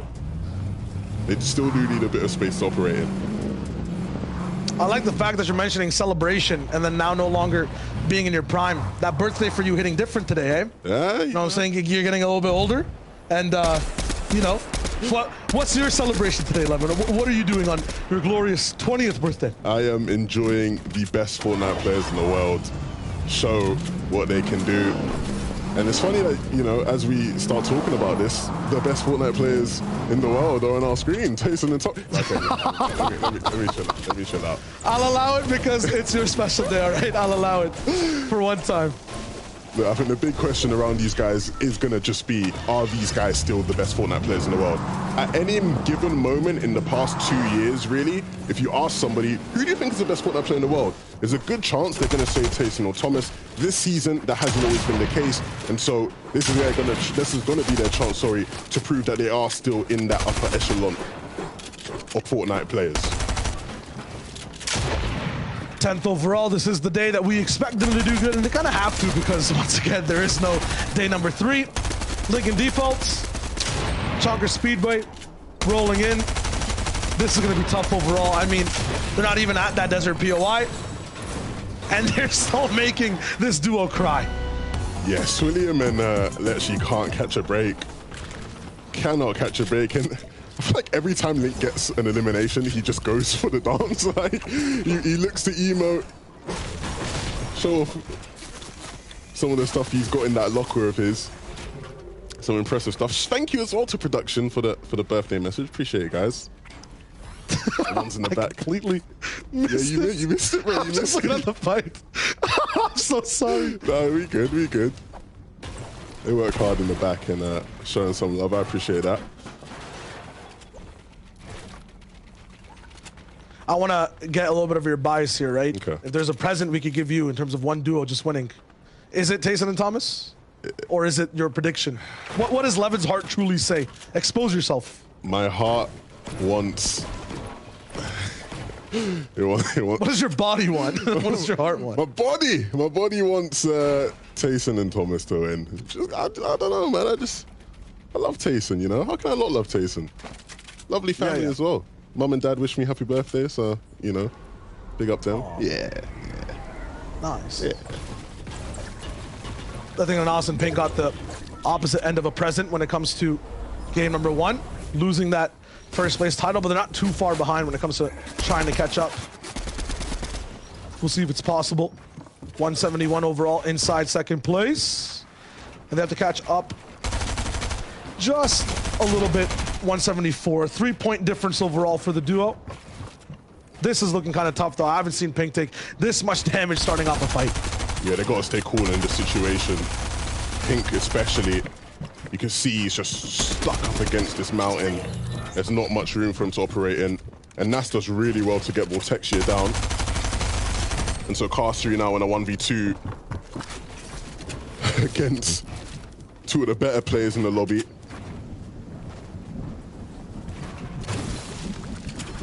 You know, we can always rely on Cast3 and Vortexia to be like the mid-game mini-boss to FNCS. I think literally 8 out of 8 games now, we are watching them fight someone new.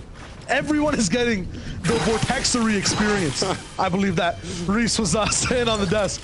Like, I think every single time, and it's on all sides of the board. It's so interesting to see how each duo kind of reacts to it. Pink and Anas also know about all the control they have on this side of the map. They can really force this fight and understand that there's no one going to be in their way when they go back to zone. Yeah, it's weird, right? Those guys seem to be so erratic in their play style. I've met Vortexia in person. He was far from erratic. You know, just a very cool guy, quiet, you know, just sort of kept to himself. But in the lobby, in the game, he gets busy. Shows you, man. Players really just sort of get into their element once they head inside. Can really express themselves. Seeing the perspective of first all the way down to 5th right now, and off that fight as well, Pink and Anas claim back their title. A crown is going to be shared this game, I believe, by these two teams, because Tus and Butrick are about to get through a fight of their own. Benji going down.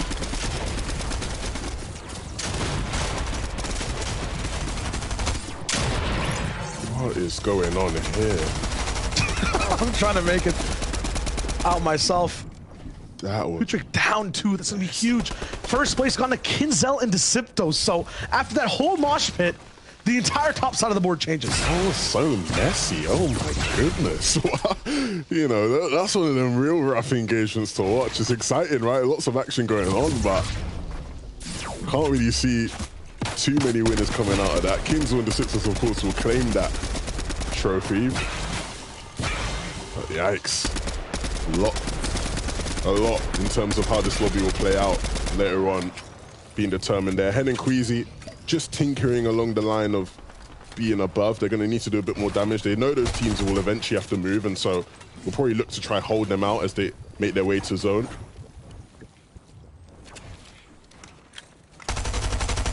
For Bad Sniper and DKS, this should be best case scenario. Some of these end game interrupting teams, like Tus's, aren't going to be in the equation when it comes to their high ground type of gameplay. Their control-centered but peaceful retake on height and mid-ground. They should be allowed to do that a lot more often. See here, they're in a 2v1 against Mr. Savage, and they were actually the ones that took down Benji, so they knew Savage was alone as a solo, but you saw how slow they played that fight, right? Because if you're in a 2v1 against Mr. Savage, even though you have the numbers advantage, it is Mr. Savage. You don't want to give him an inch. Even that half a second that Bad Sniper had to 1v1 him, you saw how much it took of his HP just to tank that, and DKS quickly had to come to the rescue. So Benji and Savage will go down, but DKS and Bad Sniper not at tilted, but just outside of tilted, getting the best of it. That's what I wanted to mention, right? The tilted towers off spawn beef goes straight to the grass a little bit off the POI, and then the Chonker Speedway conundrum as well ends up being finished a little bit away from that POI as well. A lot of these teams, it feels like on day 2, are identifying the patterns on how their opponents move, tracking them, hunting them down, and then taking them out after they have loot, after they have a little bit of a sense of how the game is going. So you're seeing those day 2 adjustments really roll by, at least side by side on these POIs. Now it's a completely new equation for Lincoln Default, a team they haven't really dealt with on either day. Rifle and Marion rolling in right beside them. Everyone's just kind of chilling inside the metal boxes down below. And usually all these trees are burnt down. I'm wondering exactly what's going on here, if someone's storm surge plans changed while rolling into the second day. Yeah, we often like to see teams get rid of these trees just to give themselves more vision, better lines of sight to hit some of these shots. Vino and Jodo, they look like they're in a bit of a pickle. You can see the armored walls coming out to try to add a bit of extra protection, but that's not going to be enough. Joe will be knocked. Vino now with his back against the wall and not much HP. He's got the chug splashes. That's going to be a lot of quick HP that he can add to his tally. But ultimately, he ain't got much time to work with regardless. So he will also go down. And it was different teams that took down different players, right? Like we said, these teams will sit in zone and hold you, stop you from coming in. And so that will be the end of their run in this game. I'm liking these very interesting transfers of power. I feel like, I don't know, I have this headcanon in my head. Every time a team eliminates another one, they gain a little bit of, like, I don't know, the way they play. I feel like every time I see anyone take out Pink, Anas, or Aqua, they end up having a little bit more setup for height, or have that as a part of their personality in the game. Hen and Queasy are the ones that find Aqua. I'm not exactly sure where Noah Riley is, but that seems like a lot of loot for just one body. Might be both teammates. We'll see in just a second. Maybe Noah Riley is up. Are you predicting a high ground masterclass then in this game from Hen and Queasy? Is that the shy way to call? I think so. If Aqua's not there, if there isn't like a, you know, mysterious B people aren't used to in the lobby, because he did try to take high ground in that first game, and Hen and Queasy have a refresh at this point, with hopefully a rotation that goes well, I feel like they finally get to have a sense of control. If they're coming in the same way Aqua is in terms of attacking this zone, this should be one of the best spots to take high ground whenever that's possible. Yeah, and speaking of spots, these guys are in 4th place on the leaderboard. They won last game, Janice and Vortex. And if you watched yesterday's broadcast, sorry, I know I'm going to sound like I'm repeating myself here, but these guys really on the type of beat of, hey, we're going to do well in game 1. We're going to disappear for about 3-4 games. You guys won't see us. Then we're going to come back in like game 5 or 6, win, or just have a really big pop-off and be super high understandings. One game wonders, Janice and Vortex, at least on the super pop-off. The funny thing is, though, right, I feel like there's this narrative, right, that, you know, maybe they aren't able to gain their momentum. I actually do think they're in a very consistent team, I should say, right? I think one of the biggest problems they have is that they don't do a good enough job of mitigating the risk of some of these later zones, right? And so when they don't necessarily get favorable zones, they can struggle, right? They don't necessarily have massive adjustments in their game plan. They just get a bit unlucky with the zone sometimes and can't deal with that. Adapting is literally, I feel like, more than 70% of these games. So if they are acing that 30% and doing it very well to where it can represent a majority of their points, cool game plan to maybe end up top 5, not to break that stride to maybe get towards that first place spot. We'll see some of the teams below on Surge going for moves, but you talked about narrative, Levin. The narrative of this game has really changed. We're talking about Hen Queasy with the comeback with some of these top teams down. Toos, Bootrick, Pink, Anas, and Aqua as well. Not going to be one of the top teams or the teams that likes being on top in terms of high ground. 3 high ground teams and 2 teams high on the leaderboard are not alive for the moment. And I see Hen and Queasy next to Trulix and Chico higher than anyone else in terms of bases. We're going to have a very different game right now. Kinzel Decipto's alive as well and really thriving from fight to fight. They're the ones that kind of survived that entire Benji entanglement as well. This will be a very different type of game, and already we can see the flare is a little bit fun to watch from Queasy and Hen. They're moving in with the swings. They're looking pretty spry as they do so. The front side of the zone with the potential now to build that base up towards the skies for height. They have everything set up. We talked about the other high ground base, Chulex Chico. Hen actually took down Chico while moving here. This man nonchalantly takes out the only opponents that were in a position to get the height, and they're bullying an armored wall. Is there enough time to get this down before that resurrection comes through? Absolutely. The pressure's there. That's insane. They're going to keep it going as well. That's nice. Hen, an absolute powerhouse. He does it like nobody else at times when he goes berserk mode. And so we'll see whether this really is going to be their game to claim high ground with some of their opposition not there to stop them. Yeah, that top floor, the penthouse suite, it is empty. Thomas HD, Tayson, you'll notice they're only looking up right now. They kind of have the scope of what's going down around them. Thomas is really focused on that base above, and now maybe on the people around them, maybe seeing who's not editing, looking for pads. They split it up. Tayson's going to be looking for the option to move out, but they're on the front side of zone. Janice Vortex, you talked about the adaptation. They're not going to be able to flow smooth like water this time. They got iced up, cooled down, and Vortex is gone. You've seen Janice have some crazy clutches, right? In the week where they qualified for the FNCS, Janice had a game like this from this point onwards as a solo, and he went absolutely huge. And so we'll see if he can do it again. We always know that Scram and Rescard are going to be some of the duels that get picked apart at the very start. Janice not going to find a shot. It should be very important to land one soon, though. 158 below. That zone will start to strike at him from the skies. He finds one solo he can kind of bully, and he's really rattling it away. It's a duo, actually. He's making it look like it's a solo with the way he isolates these fights. Meanwhile, we look over at Height. Henning Queasy, de facto first place for the moment. It looks like, how has this happened? How have they taken over the board? They're looking to maybe have a name in this game, but look, it's Alex and Andy. The people you never expect to take Hype, but they do, and they make it very difficult to retake. They invest so much to keep things alive. They're up. DKS and Bad Sniper tried to hold on to the high ground as well. They got denied. Who will reign supreme as Thomas HD and Tayson look to take Hype as well. They're going for the full retake. Janice on the right side is also trying to clutch. He finds a little bit of damage, but Thomas HD and Tayson, they have the clouds and under their control. They went into the back of the zone. It looked like maybe they were tanking a bit too much HP. Was it going to be worth it? At the moment, it seems like it is, because they have control of high ground, and this is where they want to be. This is where they will feel utmost comfort, and it's from this point onwards that they can really determine how these standings look. Janice still has second place under wraps for the moment. This man's basically using Shadow Clone, moves all around. It seems like I'm watching two players playing at the same time, building and still shooting at the same time, having pressures on both ends, but it's too much. Requires a lot of chakra to maintain. He goes down. Clown and Grols now. He'll start to move in. Second place, they take it over from Janice. What it looks like, it's just a little bit of chaos on all sides. They have the mats, it's just wood, totally reasonable deal on the same layer around them. This is going to be really scary for Height. So many duos alive, a lot of pressure to maintain. And you can see Hen and Queasy, they keep looking up. You know that's exactly what they want to do, but the material count is dwindling. But you can say the exact same thing for Thomas and Tayson. They haven't got much to work with, and Tayson actually has got to be careful as he almost drops down to his demise. The armored wall for the extra bit of protection, but he knows that this team right below him is a hindrance, is a hassle. But Reason and the deal now from out of nowhere, and they have actually been able to grab Height from Thomas and Tayson. Tayson looking for the chop, but is it going to be enough? Hen isn't going to be there. Reason is going to do a good job to sniff him out and send him down, and so Vadil and Reason have stolen Height, and they might steal this from Thomas as well. He doesn't have much to say. He has no materials, will try to slide out of dodge, but can't get out of the way. Vadil and Reason bulldoze the high ground team. It looked free, but that team before Thomas and Tayson absolutely got trapped and scammed.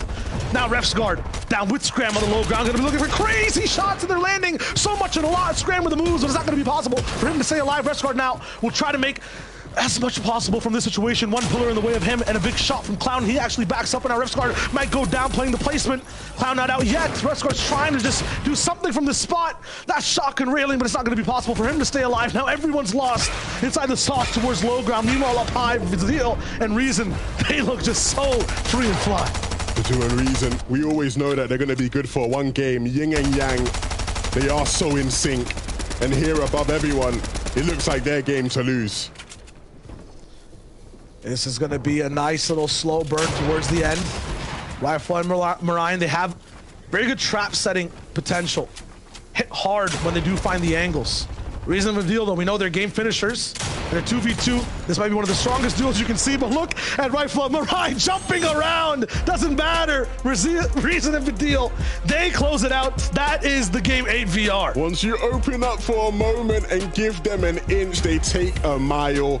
You never want to leave yourself exposed against Vidil and Reason. Absolute legends coming through, and they do a spectacular job to get the victory royale. What a game for these boys. I feel like that retake is a lot more impressive than the way they just finished out that game. Very default, very slow. I like the fact that they have the temperament to slow down and look for the shots instead of chasing them through. That's what they're historically known for. Just a nice game 8 overall, and now they're really high on those boards. Yeah, that was real nice from those guys. A real big game in terms of the standings. They did really well early on yesterday, and now finally coming through today as well. Zeke, Boop, Reese, break that down for us. Don't you worry, 11. That's what we're here for. And my goodness, the only thing cooler than going from 27th to now getting a victory royale, which is going to rocket them up those standings. It's his 11th birthday today. You're welcome, Levin. I got you, bro. Happy birthday. My goodness. There you go. There you go. Wow. So coming in from 27th. So this is like what I kind of talked about at the very beginning of the show, right? With the prize money, the placement.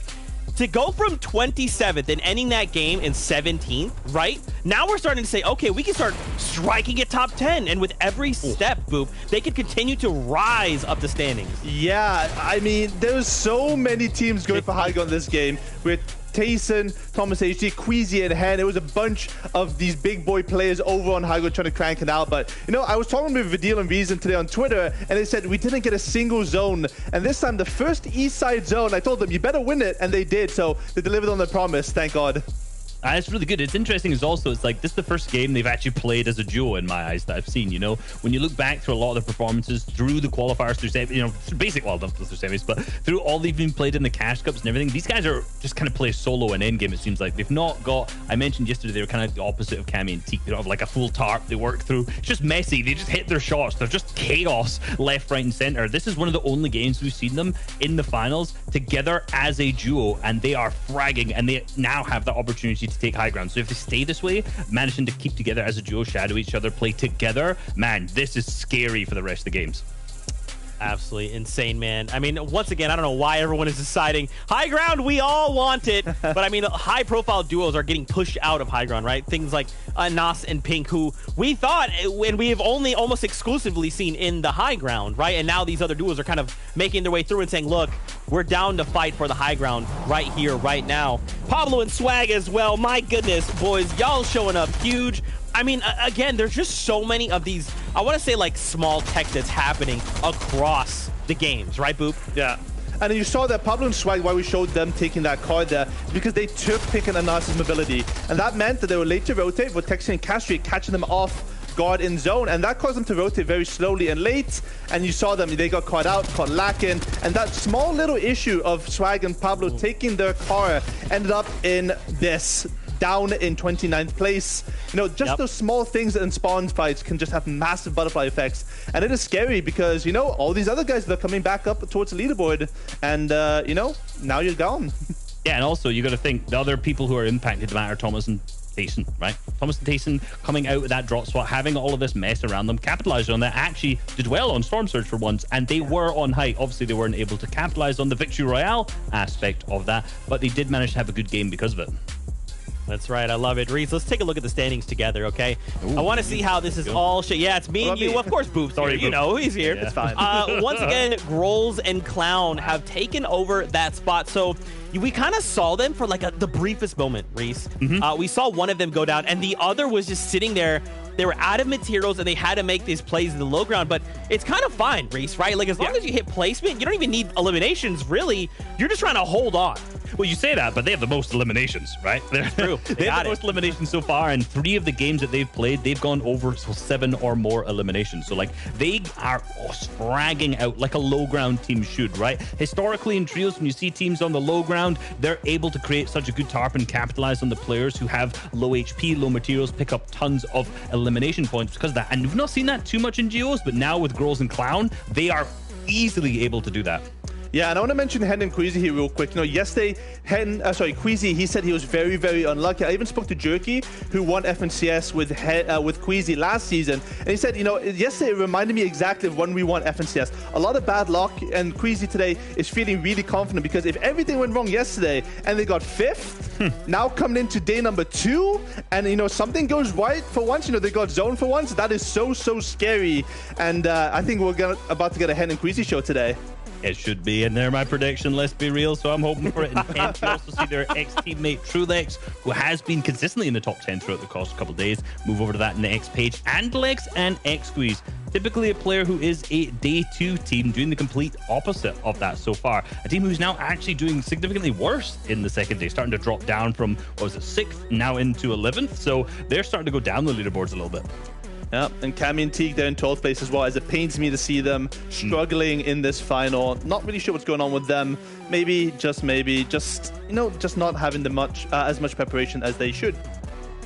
Could even be nerves, right, Boop? Like, possibly. Today is a much, way more difficult, in the competition, right? Yesterday, you kind of had this day to be like, okay, well, let's kind of set up for day number 2. But if you're not coming in confident, your duo is going to struggle, right? Yeah. And especially with things like Surge, you know, it's like if you're already struggling and you're like, wait, we don't have a Storm Surge plan, it's not gone our way, you're just not going to have a great game. So we just need these players to focus up. Listen, you guys have made it to the finals, okay? You're the very best of the best. Let's just keep our heads down. Let's focus up. We got this, all right? We're going into our next game here in the FNCS. This is Europe, and we've got Shy Wager. We got 11-2K. They're standing by. Let's go say hello to them. Guys, I'd like to formally let everyone know, after this event, I will no longer be casting because Clown and Grows have proved that even if you don't have the top experience, if you put in the work, you can do well. So with that being said, I'm going to be looking for a duo. Hit me up if you think you're good enough to play in the FNCS finals. I'm down. I'm ready to grind next season. We go. Okay, Lemon, let's do it. I might just join you on that journey, but we'll have to play on like a region in between EU and NA. Maybe I don't even understand how that would work, but regardless, they still have to put in the work because we still have a few more games to go. That being said, every single one of these 11 is getting kind of crazy. It's either one where the top are thriving or they're out before the game even starts. Yeah, it's one of these games and days where honestly, you really go into every game with whole new expectations in terms of how will things play out, how do the dynamics between the different POIs work out. We've seen a lot of fights happen that we'd expect to happen in POIs, maybe happening across the map in different areas as well, right? Really, really fun and exciting stuff in the FNCS finals. Yeah, and Boot brings up that butterfly effect that happened off spawn for just a vehicle, right? That could happen from game to game as well, and then just go across your entire 2 days. So we'll see people trying to bring it back. I feel like Kefi and Melody overall as well on Shifty Shafts dictate who gets into that end game. We saw the damage Refsguard and Scrammed. If they weren't there, 11, might have been a very different game. Genesis Clutch could have gone completely differently. It's just these little decisions that just change the destiny of the FNCS. Yeah, and trying to now like path that out and interweave that into how you actually think about your analysis is very crazy, but that's what Fortnite is, and we have much more of it right now.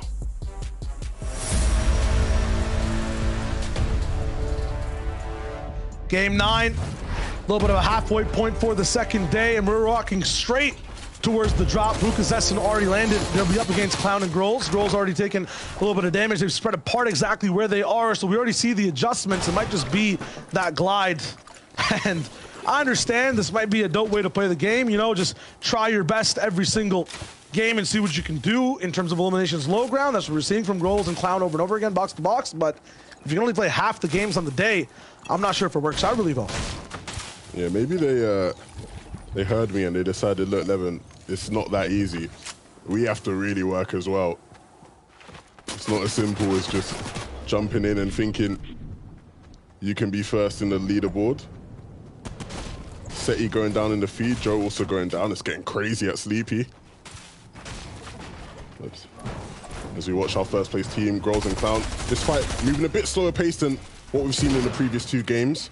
Pukano trying to change that, picking up the pace a bit. And Grolls has got to be careful because he doesn't have materials, and all he has is the pistol with a couple of shots left. Has to just land every single one in a double spray. He's not going to find anything from both players. I don't know, look like Destiny's gonna jump all the way towards the top and maybe try to control things, but they should be a little bit lower on mats overall just because they're expending so much to travel around this building, trying to get that control. They are the ones farming more though, it seems like. Bound trying to find a flank from the left side, jump shot not gonna land. Rolls then being beside him. I think everyone's just confused. We're really looking for, what, a perspective of POV or no? Just get all the swaggy inside that truck. It'll be tough for them to land shots back if he's not actually peering out the window, but he decides to just get a new angle with this. This is so cool. There's no way they can actually rail too many shots into that truck because it takes a lot to actually make it explode. He's pushing even more forward for it, actually making so much room for Zestin to find the last chest, and then they get out? I don't know what type of dynamic call this is. This truck is moving so slow. The most awkward, and it looked cool at first, but not as cool disengage. I like it though. What a creative way to kind of attack your POI. Yeah, definitely a creative disengage. It's weird because when he initially just sort of hopped out of it to take some shots, I was a bit confused. I was like, bro, I'm assuming you're getting in the shot to get out. Or are you just using it to play with the angles? I'd like to think not, but they eventually do leave. And so we'll see how this game plays out in terms of Grolls and Clown. What they have to do in terms of damage and surge moving forward deeper into the game. As we said, every small engagement, every small interaction has its implications. We might just be watching one of those. Well, Texture and Casteria team we've been following quite a bit. And I'd love to be able to say it's because of their end-game prowess, but it's because of their mid-game madness. They really have just been involved in so many of these fights mid-game, and they just haven't had a lot of them go in their favor just yet. Who's the next target? Who's going to be rolling in? That's the question. They kind of affected Pink and Anas's game, and that affected everyone's, because with them at high ground, it would have been very, very different. We'll start that fly and glide, though. Kind of taking over that Pink Anas mountain and looking for that surge before, you know, the Kings of the lobby do themselves. Back over towards Sleepy, where Vino doesn't have Joe. And I don't think Chapix has Seti by his side, just because I did see Seti go down in the feed a bit earlier. Of course, there's always the potential for the reboot. I don't think that's just happened yet. Vino's going for it. Yeah, and Vino's got to be careful because he knows he can be heard. And Chapix is just sort of sitting there. Will Chapix allow him to get him? I think that would probably be a mistake in this case. He wants to keep this at a 1v1. It's probably for his best. But Vino will just keep prying away. And at a certain point, I think he might just be successful. I think he wants to stick it. No, he won't. He will back off. This is like the weirdest turn-based battle simulator I've ever seen. You know what? On one side is Vino, almost out of like moves to use, out of stamina. Chapix at the top, just like using the same move over and over again. Complete impasse. I don't know what to make of this. It's funny because even at like a more basic level, like we've all been in these sort of scenarios in Fortnite, right? You're trying to reboot your mate, but the guy you're fighting just won't let you, and you're like, bro, just fight me or let me reboot. Like, pick one. Don't just sit there and stop me from rebooting if you're not gonna fight me. Like, yeah, I'm sure Vino expressing my frustration as well. PKR taking down Kiko. Okay. That's a fight we saw today. Marine over Chonkers out of Butter Barn. So it seems like these guys wanted to get involved in the madness that is Chonker Speedway. It didn't quite work out for them, so I don't expect to see them continue to push that in latter games. Not expecting to see Benji and Savage in another situation where they kind of lack overall control, but it's going to be against Bad Sniper and DKS, who have delayed this engagement. I think this is the smartest thing they've done, day one versus day two. Some of the things they were doing on day one is either taking the engagement instantly, in which case they were basically losing every single time, or just not taking it at all and playing split the entire game. They have changed things now, and this is the second game where I feel like I'm seeing them just side by side, waiting, getting loot first, and then attacking Benji and Savage. It's interesting. It looks like Benji and Savage have been the ones to push towards the south side of Tilted. Maybe they want a bit of revenge, right? It was last game that DKS and Bad Sniper took them out. It wasn't in Tilted, but just on the outside. And maybe that impulsiveness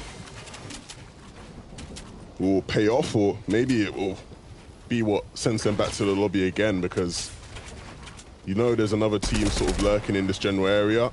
It's not going to be a clear-cut 2v2, which most people probably would expect Benji and Savage to win under normal circumstances.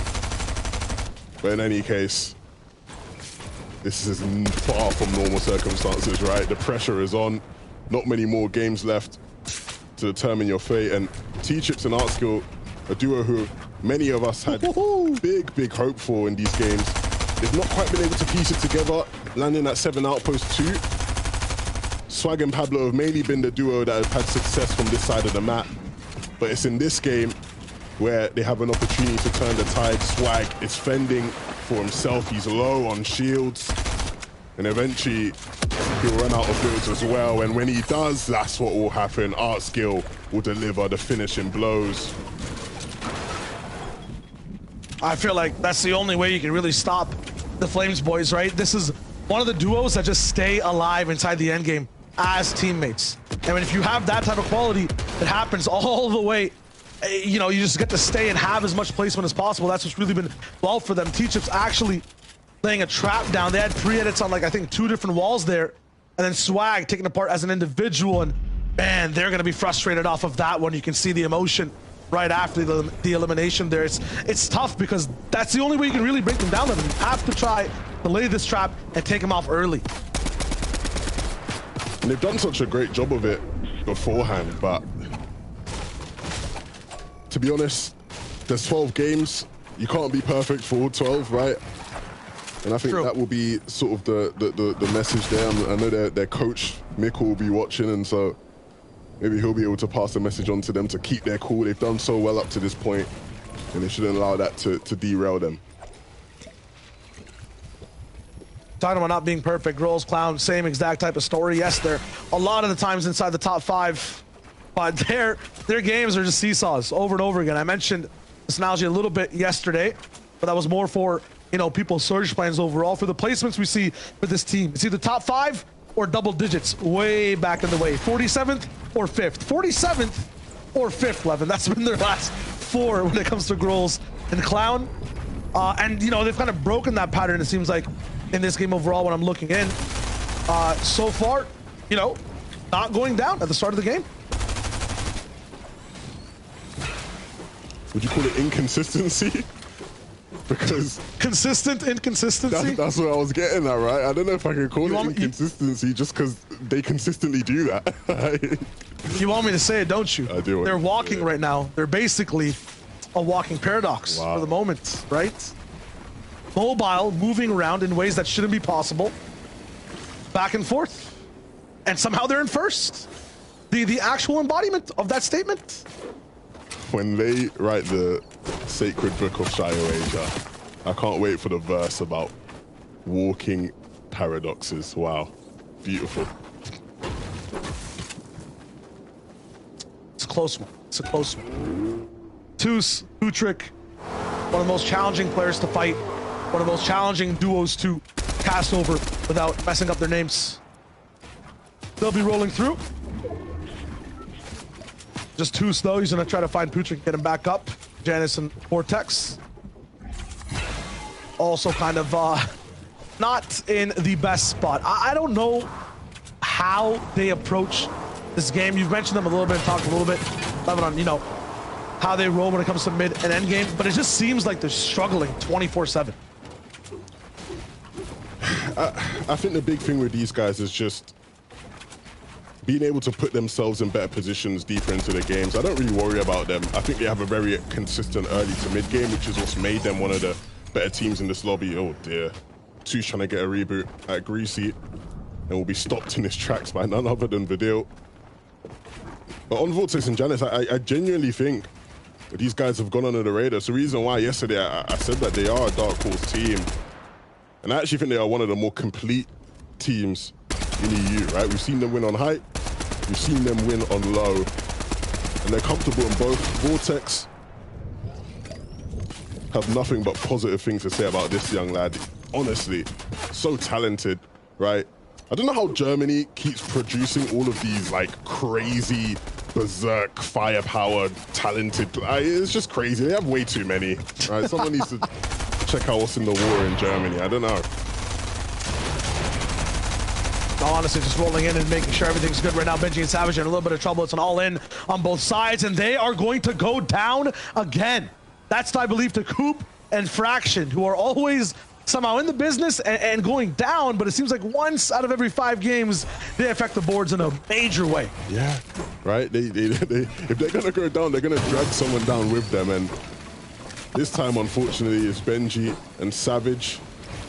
Cammy and Teak almost being dragged down as well themselves. They've got to be careful. These guys will probably start to rise up in the standings as they find a bit of consistency. Another example of a team where, when you're analyzing them, they never really have many negatives to say. Not at all, and right now, Zestin's going to be in position to be low on Surge overall. 12 teams need to go down before it stops.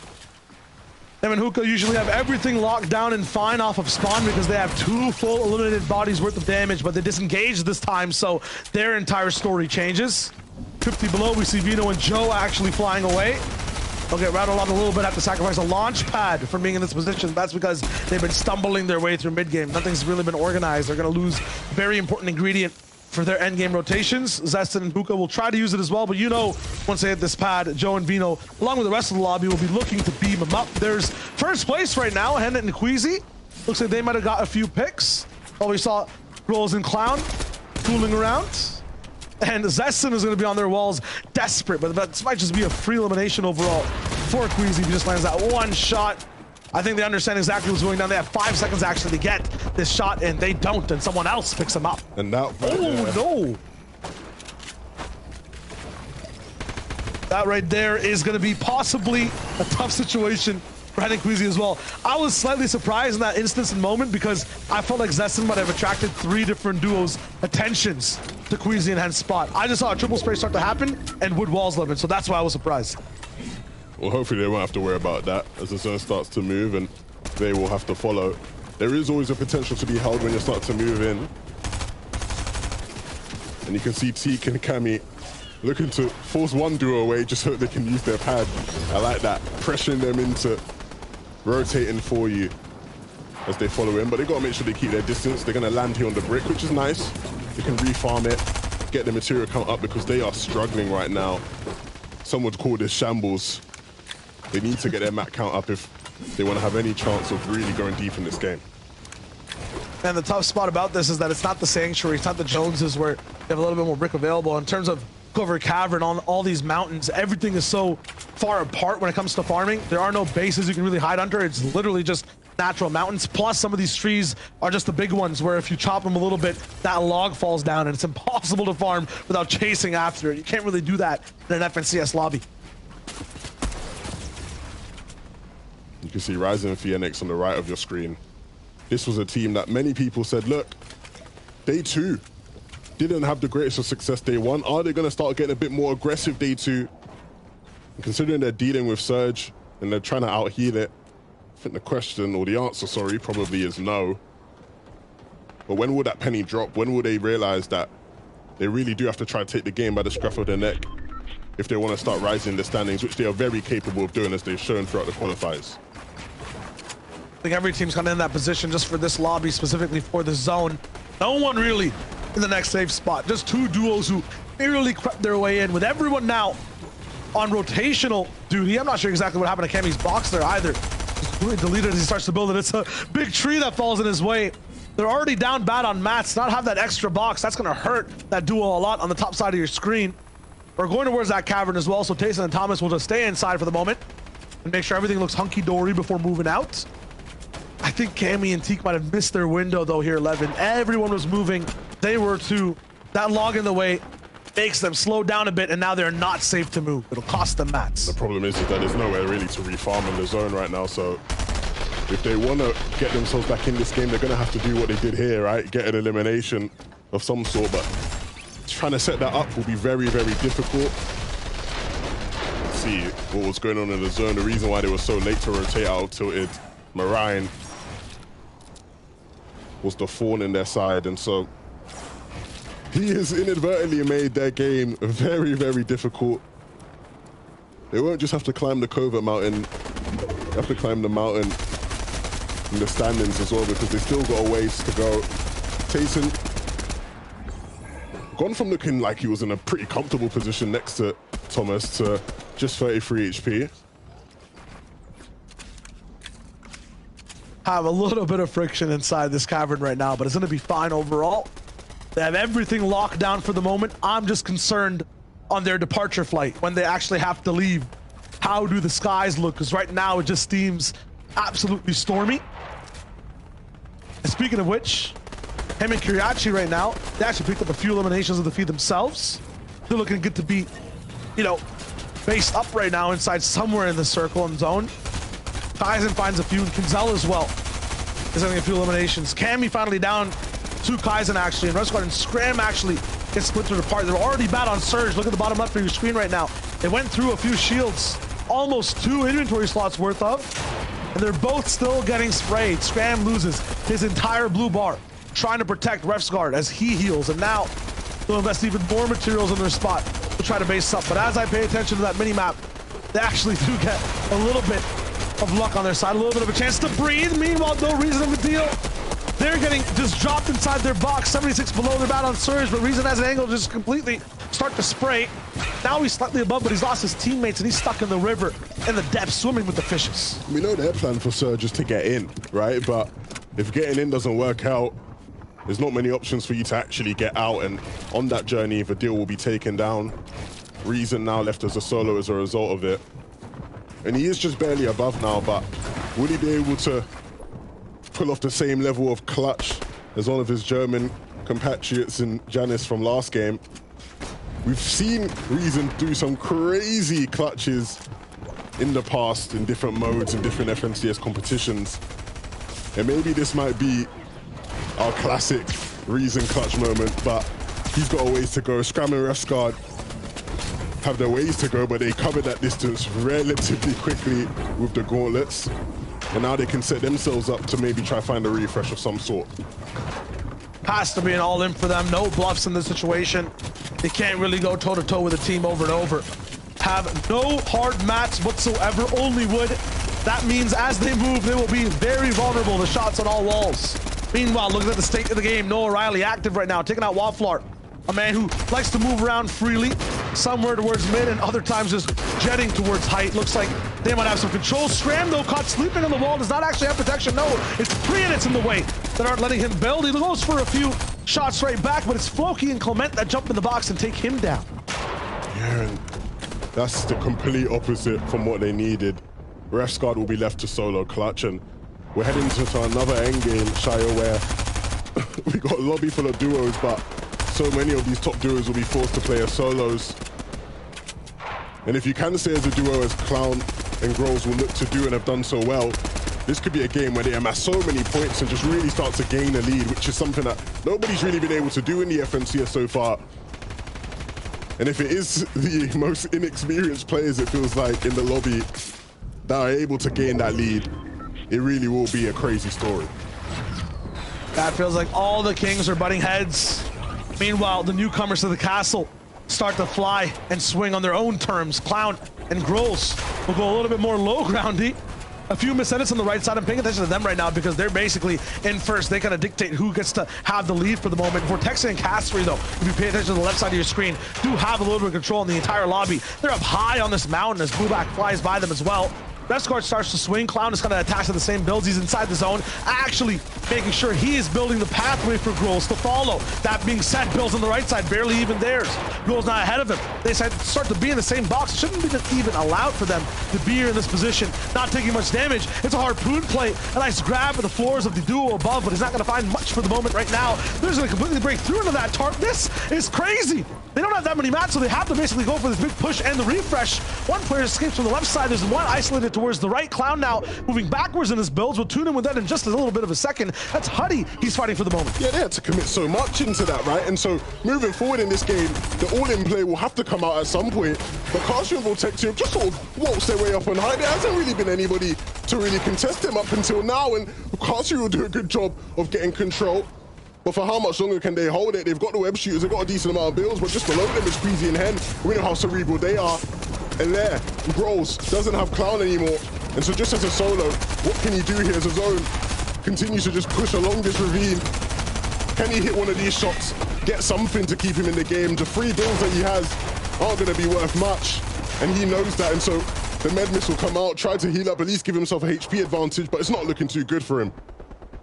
Hen and Queasy still alive. Queasy taking a lot of damage, though. Hen's going straight for the high ground by himself. Big shot on the T-chips. That'll quiet him down. Grols, though, is still here, making the line that Hen and Queasy have to hit be that much further. 220 plus points, and they're still going for the clutch. Bat Sniper also alive, 3rd place overall. He hits a nasty shot onto Floki. Full refresh there. Grols is still putting pressure down on any body that he sees. This is just crazy from him. Doesn't have a harpoon to hit those mats anymore. He's still alive with 1 HP. Finally down. 229 points is what it is there basically to hit a 4-point differential for just Hen as Queasy is gone. He does have high ground for the moment, but I see Thomas, I see Tayson. They're diving in boxes right now. As soon as they realize realize there's a solo on height, they can just completely switch frequencies and go for that higher spot on the lobby. Yeah, they had all the pads in the world, but they aren't going to be on height. They are sitting down on low, but they are perfectly fine. Oh dear, bad sniper taking out by Hen. He's only a solo on height, but he can hack it. But for how long? Because Tayson and Thomas have taken it. It's moved up the hill, and Hen went down. The Freezy was the one to take him out, but Tayson and Thomas sitting primed and positioned to win it all. There's nothing anybody can do. They were the first to climb the hill, and they will be the kings of it. That is what you like to see. One of the cavern zones, and some people that land there that control the destiny of the POI that win that game. Tayson and Thomas are on the board. They're always good for that special one. It's taken them a while to get there, but they finally do it, and the cavern zone as well tops it off. These guys finally starting to look like their best selves, and this is when they needed to do it. We're wrapping things up very, very shortly. They need to hold on to this position, but a brilliant game from them. The thing I like the most about Tayson and Thomas here and just the entire end game, very top heavy in terms of who was hitting the elims, who was actually moving out and about and placed inside that top 10, that top 15, right? So when it comes towards those leaderboards, it'll be a pretty big switch. How far do the game 9 winners climb though? That is the big question. Just an amazing game overall inside the snow, inside the ice, no sand this time. So I'm wondering, is the desk freezing? Did we see some nice chill plays? Zeke, what you got for us? Shy Wager, you know there is zero chill when Boop and I are right. That's right. Boop, we're doing it. Yes, we're rising sir. on the Yes, coattails sir. of Thomas HD. That's right. Tayson's here with us too. We got ourselves a win, boys. We did it. It's always good to be correct, especially when you beat Resub at the same time. Just a perfect day for me. We'll see when the leaderboards flesh out, because they're going up against Squeezy and Hen there in the last moments. I'll have you know. Okay. It's true. And, you know, once again, we're just seeing this battle for high ground, right? No one is just, like, happy to let it go by. We saw it change over 3 times in that last little bit of the moving zone there, starting with Castry and Vortexia, going over to Hen, then ending with Thomas HD and Tayson. Now, they did get these low eliminations, and this is actually something you talked about yesterday, Boop, was that even if they do find themselves a win, we're not going to see some crazy, like, double-digit elim, but they're still coming through, and now this means they're going to jump up from top 13 into possibly top 5. Yeah, I mean, winning a game is good enough regardless, right? You just want to keep on buffing out those points. And there's actually an interesting statistic coming out I saw on Twitter for like Kinch Analytics. Now with his victory out, Thomas HD ties Anas for the most victory outs in a finals at 8. So, you know, those guys sort of going up there. You know, Denmark, you know, making Denmark proud, sorry. And, you know, it's pretty impressive so far from them.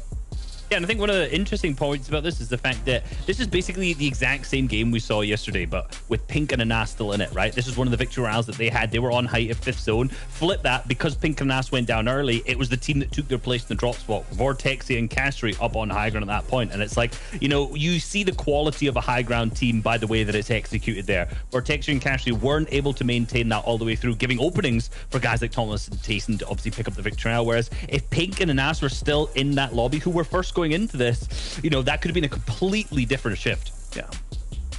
Yeah, man. And even seeing like the top 1 team, right? Clown, they're rolling around, just managing to stay alive. I don't know how Clown and Grolls are doing this, right? Even in those situations where one of them is left alive, they are still just taking every single point they can, right? And that's like a mark of a strong duo, a consistent duo. And right now, Boop, they have eyes set on first place. Yeah. Right? It is these small micro advantages they're taking that could mean that they actually walk away winners. Yeah, I mean, there's so much potential things going wrong for them. Like, who can zest in there, contest them? You know, they landed on a bush in one of these games and, you know, came out with, like, they ran away with a truck. You know, they did so well here. And this is what I love about duos, is because solo clutch potential is just so easy. Or not easy, but, you know, it is just there. And, you know, if you have a good and confident player like mentality, his spirits are high, you know, anything can happen, and that's what I just love about duos. It's so exciting that way. Absolutely. Look, I want to see what the leaderboards look like, though, because we've seen the fact that I may have said Pink and Anas were in first. I meant first yesterday coming into it, because obviously Grolls and Cloud were in first coming into that. Okay, I like it. Let's take a look at the standings. We'll talk through this. This is now the halfway mark, okay? Just think about this. After the next 3 games, we will decide the overall winner. Hen and Queasy are holding on, though, right now. You know, you're saying, I'm sorry. Reese and Thomas HD, they win it so much better. But when you look at the leaderboards, Hen and Queasy are in first place at this moment. Let's go. I know Mum's going to be happy about that. She's predicted them. I mean, they're close by, Thomas and Tayson. They're so close by, so don't put them out yet. You never know. You never know. It's true, you know, man. Girls and Clown doing such a good job, though. I'm with you. You know, we just hyped them up a little bit there. A scuffed game off spawn, still managed to make the most of it. Basically, if they go down off spawn, it's a 0-point game, obviously. But even if they get off with nothing, like we said this time, they're still able to make a good game out of it. And that is something that there's barely any teams who can say that about their own gameplay. I'm just blown away. You know, a duo coming into the first FNCS finals. This stage in the competition, and they're hanging with the very best, right? And they won't let go. That's the crazy thing as well, is like, whatever happens, they're just like, no. We're going to make sure we are as close as possible. As we flip onto the second page, here they are, Pink and Anas there with 179 points. And I mean, you know, Boop, with 3 games, anything still can happen, right? We could watch any number of these duels fall immediately. And that has been kind of like a big factor that plays into why we're seeing them in the end game. Some duels, they just do fall early, right? And then the shoop inning happens. But if it doesn't happen, man, we're going to continue to see this lead build. Yeah, unfortunately, when you have 6 zones pulled to the west side, that gives everyone so much ammo to VOD of you exactly where you are, right? You know exactly that Pink and Anas are going to be on that hill near Covert Canyon. Covert Cavern, sorry. Let's just all avoid that draw spot because we don't want to get tagged up by them, you know? And that's a big issue for them because now we can see everyone yesterday VOD viewed, they checked it out, they realized, hey, they're over there every single time. And you saw them this game, they were eliminated by Storm Surge. So maybe they got to change things up again because they're a little bit predictable. 100%. And one of the things that I don't think was so predictable was the fact that DKS and Bad Sniper have been dominating so far in Tilted Towers. You know, we were talking off screen there, but we've not really seen much of Kinzel and Deceptos in terms of like those end games. I'm just scrolling through the leaderboard to make sure I'm not waffling. Correct. Yeah, they're in 21st so far. Benji and Savage today, not really seen them too much either. And it seems like, you know, Benji and Savage obviously upset about getting contested the majority of their FNCSs, but the teams now who are contesting them, like DKS and Bad Sniper, are doing well in the leaderboards. Yeah, you got to make the most of the situation, right? Yeah, I was just gonna say, dude, they got bodied off spawn, right? Like, and it's just happening, right? Like, and it's okay, it happens, right? These are the 50-50s we talk about. Sometimes it's gonna go one way, and sometimes it's gonna go another. But these are high caliber duos, right? If they know this is gonna happen, just take a step back. Just be like, look, I don't want to fight this. Like, I want to make it to end game. Let's just take a different loot path. Let's loot our drop spot and then just bail, right? Like, we're gonna see Benji and Savage come online very, very soon, right? Because they evolve over the course of a competition. I hope so. And I'm excited to see it. We hope so. We hope so. 57 seconds here on the timer. So we're gonna get back on over with Levin, 2K, and Shy Wager for the next game. Thanks so much, Zeke. You know, I paid a little bit of attention in English class 11, right? I learned one thing, which is you can't spell duos, right? The word duos without Hen and Queasy. Would you agree with that fact? You know what? When I, you know, look at it in my head and I try pieces together, I think that does make a lot of sense. Yeah. You got to mirror it, right? You got to translate and then retranslate, right? Yeah. It makes sense. We're talking to each other behind the scenes. We don't know how it's happened, right? They're not the most, you know, in terms of flashy duo in terms of both days. But they're here, and they're in first. I think they've just consistently been able to make it deep into games, which is something that, to be fair, you can't say the same for a lot of the other top competitors in this lobby, right? A lot of them have sort of had games where they are off a bit. And even when Queasy and Hen make it to, even if it's like 11th, 10th, they're able to pick up a couple eliminations along the way, and it's enough to put them into first. And we'll see if they can do that once again as we head into another game of the FNCS Finals.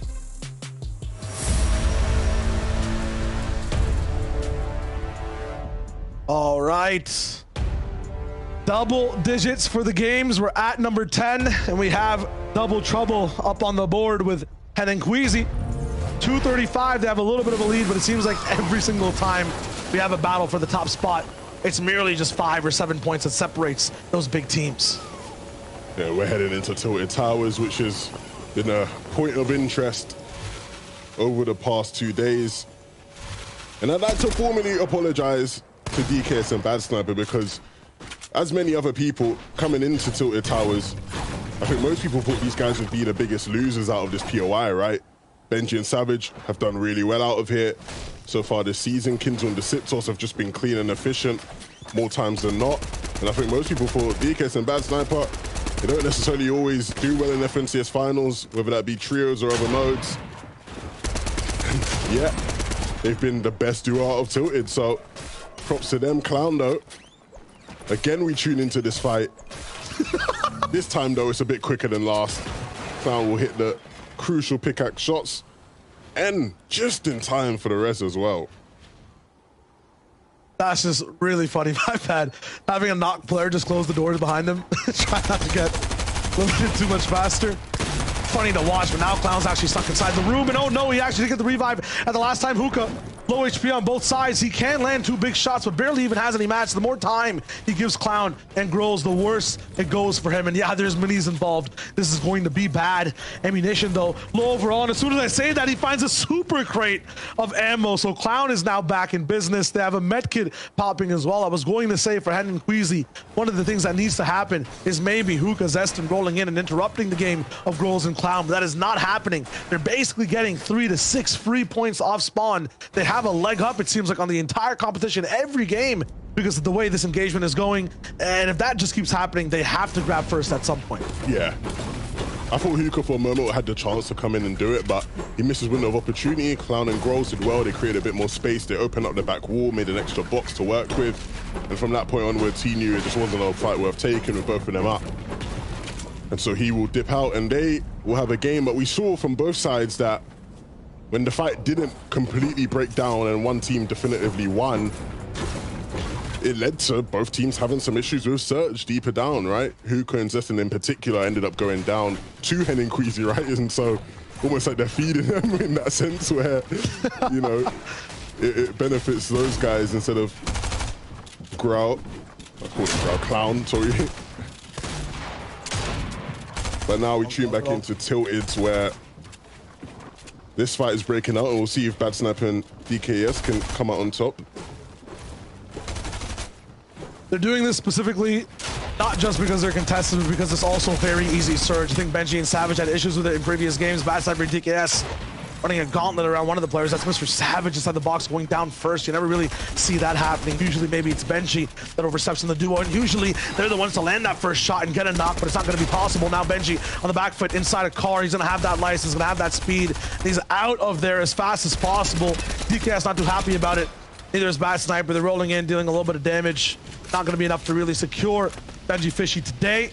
He will be able to go out and maybe just play the game, come back, get the card. It's a 5-minute timer. He has a lot to work with. Meanwhile, Pink and Nas also making sure their game plan is alive for now. Yeah, I'm super impressed. I ain't really got much to give in terms of, you know, what to say there. Like, I'm super impressed by DKS and Bad Sniper's ability. It really seems like that win that they got yesterday has just sort of been a huge sort of ego and confidence boost that is just sort of pushing them and dragging them through. They've done really well out of Tilted. Pink and Nas now in covert. Typically they, you know, sort of like to lurk just outside and around, maybe even on top of the mountain.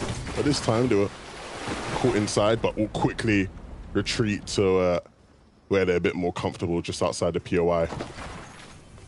I think what Pink and Nas don't want is another, you know, brawl with Castery and Vortexia. They understand that they're on top of that mountain. It's one of the reads, one of the adjustments maybe a lot of the people in the area are making. Push this team.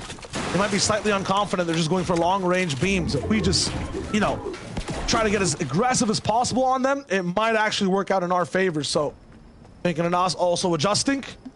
They can watch their own VODs too and find new game plans. Hen and Queasy really want to stick with these guys these game, or at least in this game specifically, to see how they handle really being in the lead now after that leaderboard change. How they approach this game, because right now it feels like they're running under the radar for every single team and the broadcast as well in the way they're in first place.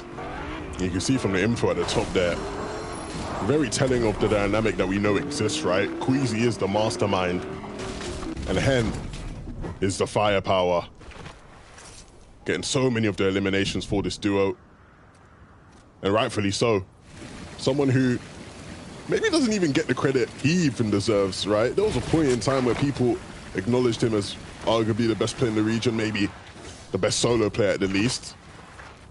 Doesn't necessarily get those same shouts anymore, but still is on that level and will always go huge when it matters the most. For this duo, they both need to go huge. We saw last game they ran into some surge issues. They decided to do what they usually do and get in a box, try hit some shots, and the shots didn't quite land. And that was the end of their game, pretty much. But this time round, if they can go together and hit them shots, we know what it can lead to. The combo. That's exactly what they need. Cloud and Grow is very similar for them too. I feel like they're just blessed with that free surge off of spawn. Always need a bit more from their position. It's going to be all good. When it comes to Tayson and Thomas specifically as well, I mean, you're trying to gamble on someone that can win any fight they're, you know, presented at the start of the game. Has to be Thomas and Tayson. Highest win rate in terms of off-spawn fights. That's insane, especially at a place like Covert Cavern where the drop makes it basically 50-50, right? Whoever has a better glide, but we called it during some of the quals. When it comes to that fly, Thomas HD as one of the best in the game. Yeah, no, it's surprising. Maybe he's got a drop map from someone. I don't know, maybe Captor helping out in that sense. Someone surely, because I don't think I would have expected him to have as good of drops for Covert as he had, especially with all the questions about whether he's been working hard enough this season or not. But nevertheless, they have had that, and it's paid significantly for them. But again, like we said yesterday, the job isn't finished, and even with a victory royale, they're still going to need to put in a bit more work if they want to catch up to Queasy and Hen and Clown and Grows.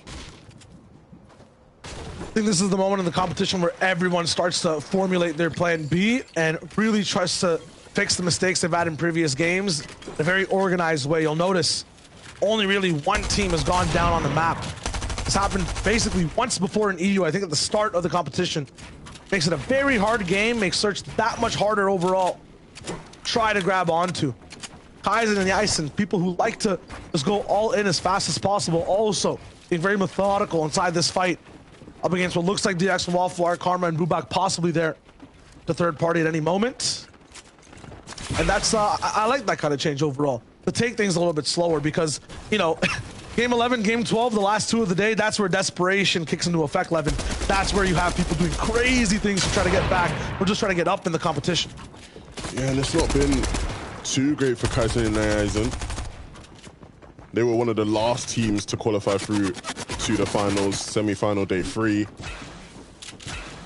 But they haven't quite been able to hit that same level of form in these games thus far. And they're running into Waffler and Diox, who sitting in 14th place, haven't actually been too bad. They've had their moments for sure.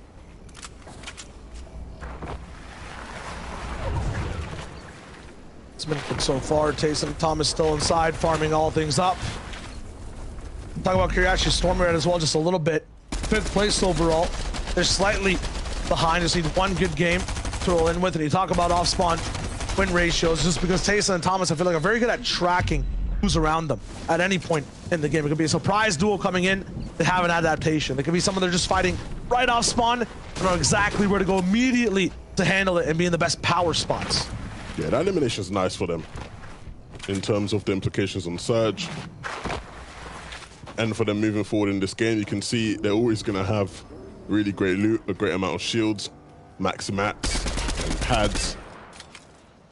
And that buff alone is just, it's so strong, honestly. There'll be so many teams in this lobby that will wish they could have that level of loot. And I know Boop will be crying inside that I'm mentioning how good their loot is. Trying to go for that mini curse. Dex Wallflower, have you found, using your 11 navigations of the duo's souls, right? Your analyzation, have you found what they actually do? Or are they still the for fun duo? I can't tell you what the recipe for success will be for these guys beyond just have a car end game. Oh yeah, have a car end game for sure is definitely one. But I think a lot of the time, right? We know from Diox going back to last year in trios that like there's always that potential to pop off in end game, right? On mid and low layers, crazy aim, very mechanical player. And so that alone always will mean that he has a good shot. But it's about that journey to being able to get deep in the game, right? Can he sort that bit out? They've had their struggles in these games in terms of getting to those points consistently. Again, another team that didn't quite qualify through, you know, with ease. Took them a while, semi-finals as well. It's all good for them currently. You say that, but Waffler went down in the feed, so maybe not. Not all good for them currently. The Ox did go down a little bit earlier. Lincoln default still, I feel like one of the most interesting stories of the day. I could not predict that a spot that would have 4 people contesting at some points would process and then spit out a duo that can just stay in top 10 by default and sometimes be in the top 3 as well. It's just insane. And Link is still online going for shots as default went down. Wants to make sure he makes the most out of this game. 308 above Surge, so not, you know, getting away with the worst part of the deal in the trade. Getting your duo down though, unfortunately this time. You might be able to sneak in a Greasy to maybe get that card back up, but I already see a few players walking around the entire map, picking up houses, spots, grass, trees, rocks, whatever they can find to make their base. Greasy should be baited soon and taken over. Phoenix down to Letchi in the feed as well. Zandy majorly active and Awesome Pink are on the hunt. They realize 84 below Surge. Not the best place to be, not many amenities inside this side of living, but it's all good. Pink finds a few to maybe get less stress. Now just one above though. Man, 91, I haven't seen this player count number in a long time at this point in the game. Third zone almost locking in, and 21 players have to go down. Yeah, this is gonna be absolutely insane. Like, we're gonna have like 7 minutes worth of replays to even see everything that goes down. The amount of players that are about to go down. Oh boy, Pink and Nas, you better hope you aren't one. But you can see because they're below, they're gonna be forced to get into a bit of a fight here. Scram and Rescod on the right-hand side of your screen as well, in a very similar position. And this is where things get messy. Awesome Pink fallen down the board so many times. They can't afford to lose this fight at all for the moment. Really chasing down this final player, but the lower they go on this mountain, the more eyes start to pry on them all the way from above. Pink cannot land the shot. He is down. Scram takes down Belusi as well. Some of these old lobby leaders are just not finding their stride in day number 2. And you can see Pink and Nas, they ran right into Tayson and Thomas. And those guys weren't in as much of a hurry, right? Because they were able to get that elimination early on Mirza. And we talked about how that would eventually pay off well for them, and it did right there. They're able to get a couple more. Scram and Escard, though, they went for a couple pre-edit plays, and things seemed to work out. They were able to get a bit of damage. Not necessarily any concrete eliminations out of that one, but the damage is enough to keep them afloat. Vortex and Janice, though, again, this is why I rate them so highly. I just never really see them in trouble. They're so good at getting their surge dealt with, and now they're going to take a bit of a controlled box fight. They're going to feel very comfortable in this situation, and against Letchi and Twilliam, who've had their fair share of struggles, this could be a defining moment in their game. This could be the game where they finally wake up. We talk about how they're constantly sleeping giants. They'll hit a couple shots here. Janice will hit some. Vortex will chip in 2, and Letchi and Twilliam will be taken out. And again, they won game 1. They've been a bit quiet the past couple games. Will this be the one where they start to get loud again? They need to have 2 hit singles in a day.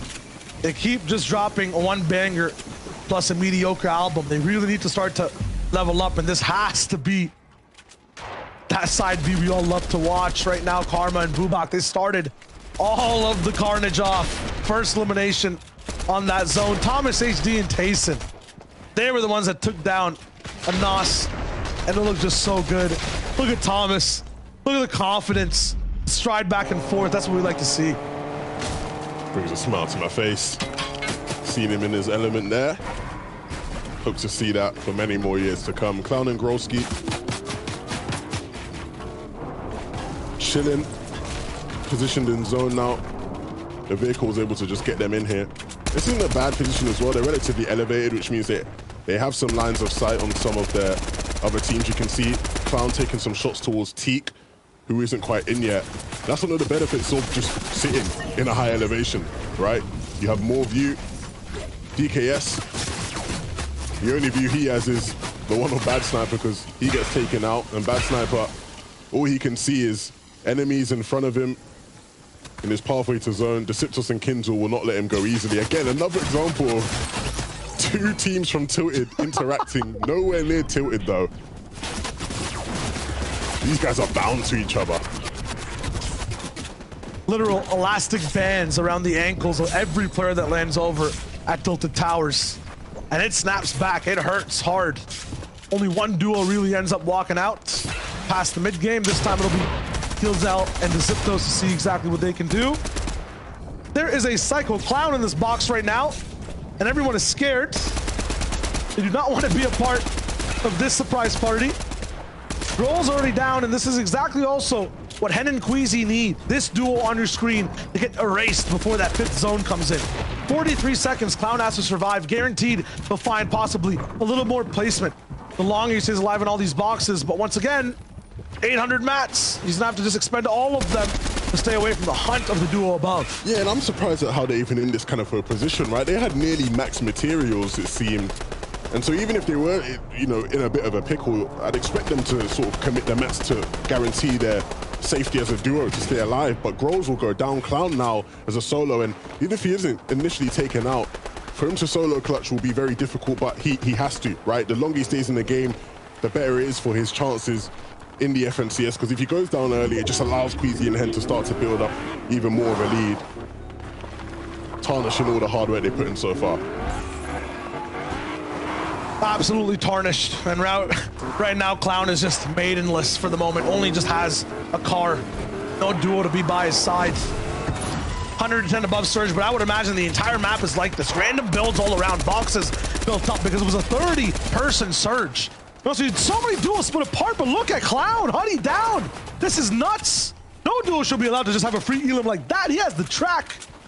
Ing just online 24/7, and that just looks so good from him. He's gonna go straight towards Swifty as well. Look at the coolness of that slide. He gets the shield down. This man is in a 1v2, and he's making it look easy. What a brilliant understanding of angles, right? He's one of the players who is struggling to make his way into zone. There's a bunch of teams holding him in, but he puts himself in between Swifty and the players in the zone, and that allows him to just get some shots off. They're more worried about the teams holding them in from in front, and so he was able to just sneak in slightly behind. But that's all good and well, because even if he does deal with Swifty, he still has to deal with the players in zone holding him, and that's a much more difficult task. He barely is able to get in, but that next rotation is going to be even more difficult, Shio. The medkit coming off is all good and well, but this is just going to be such a mountain to climb. Is he going to be burned as well? Oh my goodness, he can't catch a break right now. The grass is going to be converted into suit right below him. It's all good. I'm looking at who else is alive and what trades are going down between all sides. You have to understand, with that 30-person surge, once it ends, the effect of it doesn't. You might have one duo down. You might have a position you didn't want to be in because you had to push a team and now you don't know what to do with it. So many people are caught in random crossroads. I think Joe and Vino were one of them. They're still having trades. Liza and Mirza were the ones to try to take them head on. I think they went down and Joe has to go for a reboot, or at least a revive. And Queasy are on something that shouldn't be built or allowed in this zone. And Queasy is hitting shots that Hen should be hitting right now. Both these teammates are just in sync at the moment, in one of the best spots in the game. Look at all the damage they're dealing to, just controlling the lobby. No one even near this amalgamation of a build. Thomas HD Tayson, very different from their sides though. 3rd place. Yeah, this has to be a really good game for Queasy and Hen. They're positioned so well up above. And it just means you have so many options. No matter where the 6th zone will pull towards, they'll be able to get there with a relatively clear pathway, or at least the vision of where that clean pathway is. Tayson and Thomas maybe not necessarily having those same level of options, but they have the launch pads, which obviously will give massive benefit as they move forward in this game. But it's all about the next 10 seconds where that zone pulls. You can see the launch pad being dropped now as well to Tayson. Thomas trusts him completely with the sole direction of where they go. But Cammy has nobody to trust. He has to just trust his own instincts. Gets the wall, couple shots, PKR and Mappy backs against it. And this is actually a great opportunity for Cammy to maybe pick up some elimination. He hasn't got shield, so the Cypher will go a long way. But he's got to be careful that he doesn't overextend, and that's nice. The mini. 25 HP, it will help. Doesn't get the elimination on Mappy. Ooh, he didn't have a bullet! Wow. Oh. So close. That would have been huge for him too. being able to navigate on that right side, maybe even take over that tarp Cammy. A game of inches. And right now for the entire server, that's basically what it is. Trying to come back after the disastrous surge we had at the start of this. Cammy obviously just left by himself. A bunch of other people maybe left with less mats, left with less ammo. For one team, the story is different. Second place is basically down. For Hen and Queasy, all they have to do is try to push this lead as far as possible. They're starting high ground on the 5th zone, and they're looking to keep it for the moment. Frack is going to be denied a chance at being a little bit of a retake warrior or a nuisance to everyone. He's going to be chilling. I thought Thomas was going to land on that tarp, but he's not either. He pushes all the way towards the front. Who can stop Hen and Queasy inside this game? They've done such a great job of diverting all the teams who padded, all the teams who maybe would have looked to hype. You look at all them names, so many of them you would usually think would look to try to take it, but none of them could. Queasy and Hen hit the crucial shots to just divert them away. Cammy, though, in the back of the zone in the top right, almost giving up there, just standing still.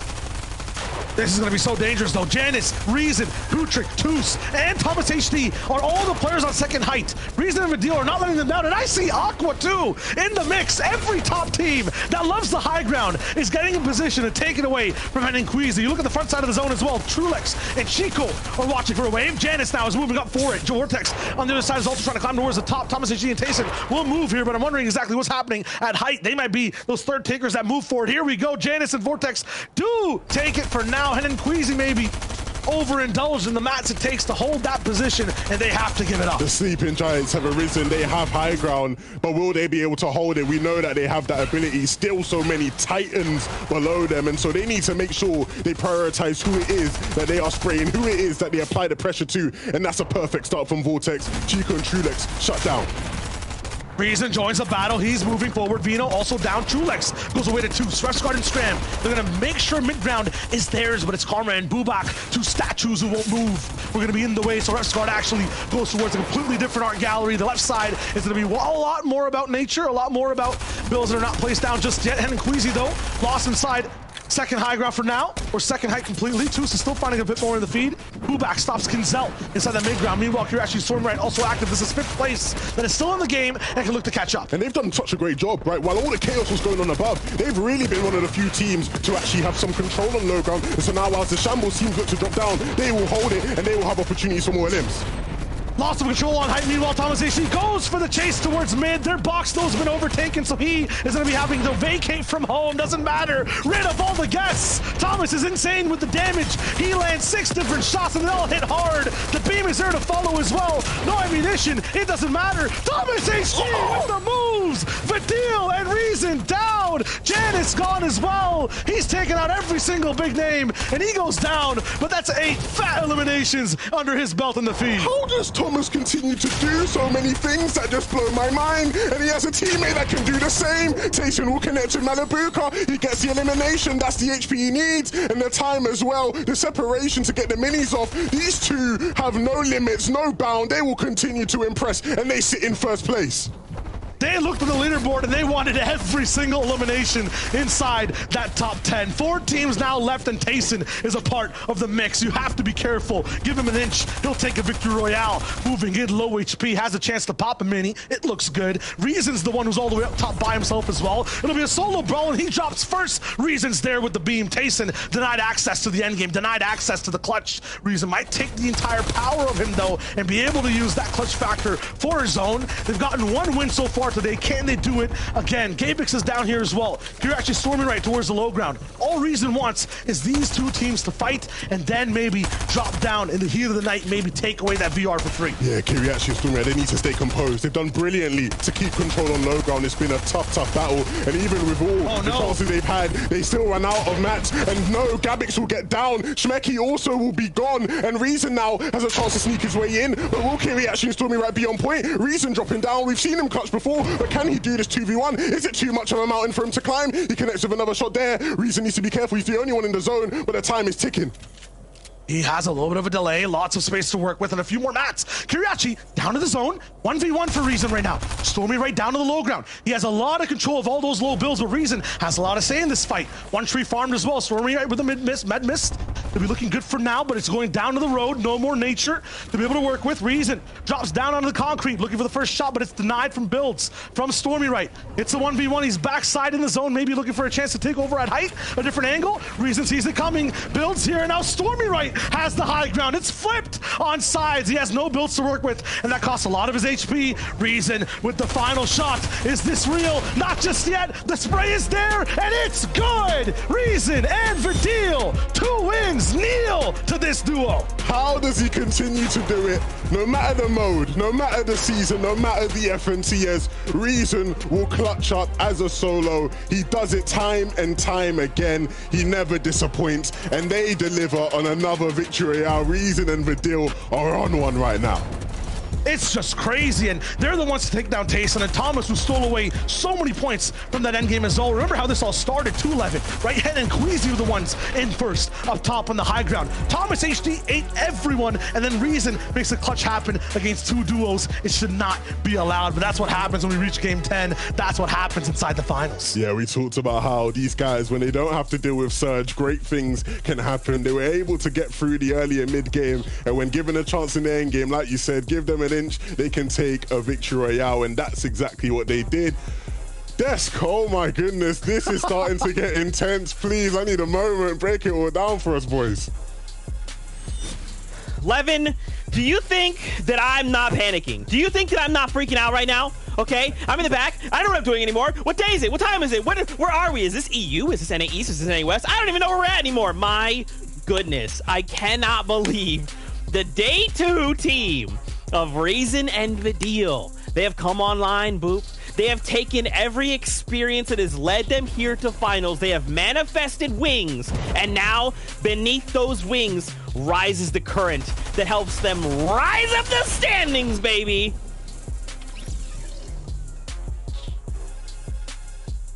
There we are. I think he's managed so to disappear. scared. He's so It was so impressed good. by what we've just seen. He's gone.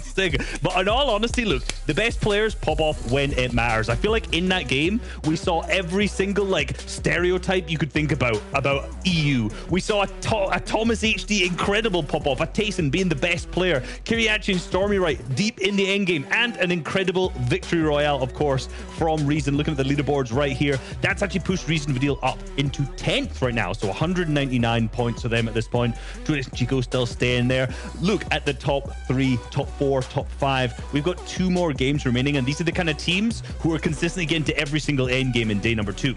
Sorry about the guys. That game had me petrified. Oh my goodness. I was under a spell. I was locked up. Yeah. I was terrified. I don't know what I just saw from Thomas and Tayson, but Reason, I was going to say, Reason is one of those players you can just always rely on to clutch. My man has that gene inside of him. He is ridiculous. And, they're coming back, finally, and West Side zone now, so Vidil can't even complain about the zones because they did win on that left side as well.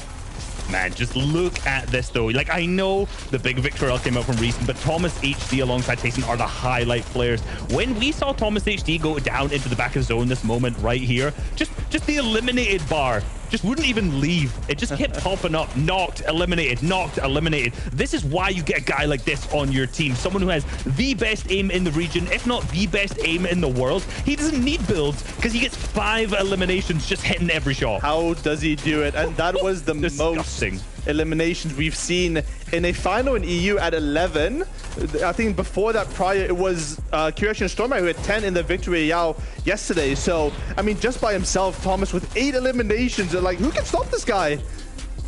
Well, we'll see. We'll see when it comes to the next 2 games at the same time. But similarly with Tayson, right? We've seen a huge clutch from him. At the same time with Thomas HD popping off. This is what top-level FNCS championship teams are made up of. FNCS champion quality players from solos, from duos, from trios. It does not matter what it is. These are the plays that win you tournaments. And I just got to jump in, Boop, because now you know what's happening. Yep. It's me and you versus Reese, Levin, and Shy Wager. Right now, Who would have thought that we could have scripted it? I mean, guessed it. No, this is a complete fluke. I cannot believe this is happening. But Reese, you're right. Two games left, right? And anything can still happen. Anything can still go wrong for any number of duos. But I love how they're capable of just saying, whatever's going to go wrong, no. We're going to minimize that as much as possible, man, because we're going to make it to that end game, and then you're going to have to deal with us. I think one of the important things to note here is like a 9 elimination victory out. Well, I'll just say 10 just to make math easy. 62 points, right? So for any team who's still in 10th place, like there's a huge potential for them still to win if those top teams go down early, and they can capitalize on that. I'm stressed, boys. I'm so stressed. We only have 2 games left to go. For everyone watching in Legends Landing, you guys got to use your favorite emotes. If you've not checked out Legends Landing, swing by. Drops are enabled. But right now, we're about to drop into this next game. My little heart can't take it. Shy Wager 11, please help.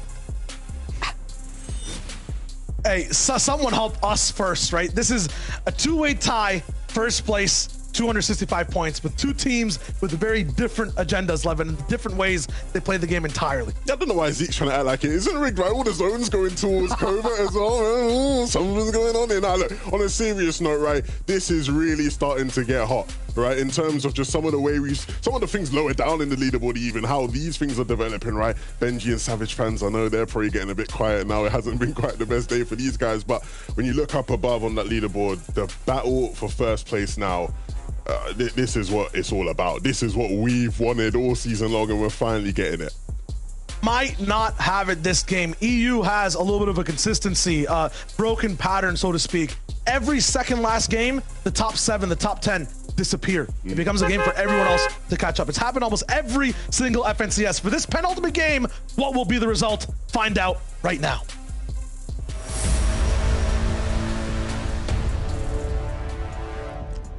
Game 11, where everything really starts to set up for that final game. Stakes are being set. Players' dreams are being made. There's some players' dreams who are being crushed. Grols, Clown, they've done so well up to this point. In the past couple games, these battles off spawn just haven't been so clean. But will they turn that around now against Zeston and Hookah? Clown above has a shotgun to his name, but not much HP to work with. The medkit will come out. His teammate will drop him a mini. And Hookah and Zeston will cower behind this wall as Grols looks to get on the aggressive.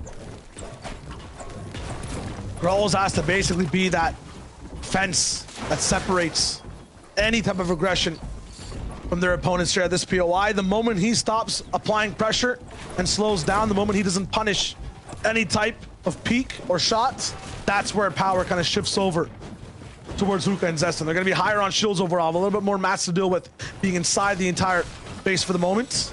Clown and Grols will have to actually be a little bit more split apart while they loot up. Could be an opportunity for Hookah and Zeston to peek out and land a shot, but you see what Clown is doing, actually making a literal offense, just having a perimeter to be able to be active so these guys don't have a free way out of this POI. They're peeking up and in as well. Hookah finally going up for one of the shots. Huge ramifications if Grols does go down. They have one of the first shield cracks. Zeston's also still on the wall. Okay, Grols clapping right back. It's not enough. He goes down. Unfortunately, all left up to Clown. He has a little bit of a beam, but Zeston actually ends up surviving. This is going to be tough. Is it a 1v1? Yes, it is. Zeston has to go for a little bit of a shot. Clown now full HP, has a few mats to deal with as well. Going straight towards the skies with this one. A little bit of a cone slide coming in, so no access to a little bit of the elevation from that side. Clown has a little bit of an opening. Yes, he follows it. I like the fact that he chases that cone that he placed up top, and now he knows there's no bills on the side of Zeston. Nice jump up and good breakdown. For some reason, these guys are surviving so far, Levin. Being contested, they're up on the boards, but it's Eddie and Chapix who are collapsing in on this fight now. Yeah, and I was going to say, this has huge implications if they're able to stay in this one. That's going to be the setup that they sort of need to propel them in this game. But with Seti and Chapix rolling up, he's got to get out of there and quickly, and Clown will do just that. Seti and Chapix missed the window of opportunity, but they will actually connect with the vehicle. They blow that up, and with not many builds, Clown is fortunate that he is right around the corner from a little mini forest here where you can get some wood up, but I don't know if they're going to give up on him now. It doesn't seem like they will. Swifty coming through. Oh, wow. Yeah, catches him right out. That's not the kind of bush you can hide in, my friend. not going to be possible. Swiftly picks it up. These games are getting a lot faster now off the drop, and it's Bad Sniper who's actually down first. So the classic day one style of moves are coming in from Savage and Benji Fishu. Wins this though. Okay, DKS. You pick that one up. Pick up Bad Sniper as well. Somehow, Benji, with the first engagement, the first Elin, is not going to have enough of a say to actually get his duo out of the way from Tilted. And Benji and Savage are down. I'll be real, Shy. I think they've lost it. I think they've lost their head in that sense where they just it's the way they're pushing these fights even, right? They're just so split up in that sense where they're just allowing DKS and Bad Sniper to take these isolated one-on-ones. It's not great at all. They were doing so well yesterday, but it's just not looking too great now. Look, still life-changing money on the line and plenty to play for. So hopefully Benji and Savage can get back into the right sort of mental state to continue. But they need to realize now that as much as they may have had success pushing that fight in previous sessions and days, you don't want to mess with DKS and Bad Sniper anymore. They own Tilted right now. Got the rolling in with, I guess this is Melody actually the entire time. Caffey. Not going to be here with Dan. I mean, this is the fight we saw break out multiple times earlier on in day number one. Maybe at the start of everything, but unfortunately neither team really finding too much success from these early game fights. You talked about how that Shifty fight was so influential in sort of how things were playing out. Not necessarily because the players necessarily at them were the ones dominating the leaderboards, but just the dynamics around that general area of the map and the players coming through, rotating around, their ability to third party and get some tags and just capitalize off of it. But this is a team that's been able to capitalize finally off of the advantage that they've had coming out of Covert. They've had a lot of zones as well in their favor, which will always help. But finally starting to deliver. Thomas looking like the best player in the world in that last endgame. Yeah, you talk about zones coming to their favor and happening again and again. It seems like in this game, that is the case as well. If you have a chance to see the total zone, that would be great, but I feel like it is above that cavern. I see every single POV pushing towards the left side of the map. Could be good for a Pink and Os comeback as well to figure out what's going on wrong in day number 2 overall.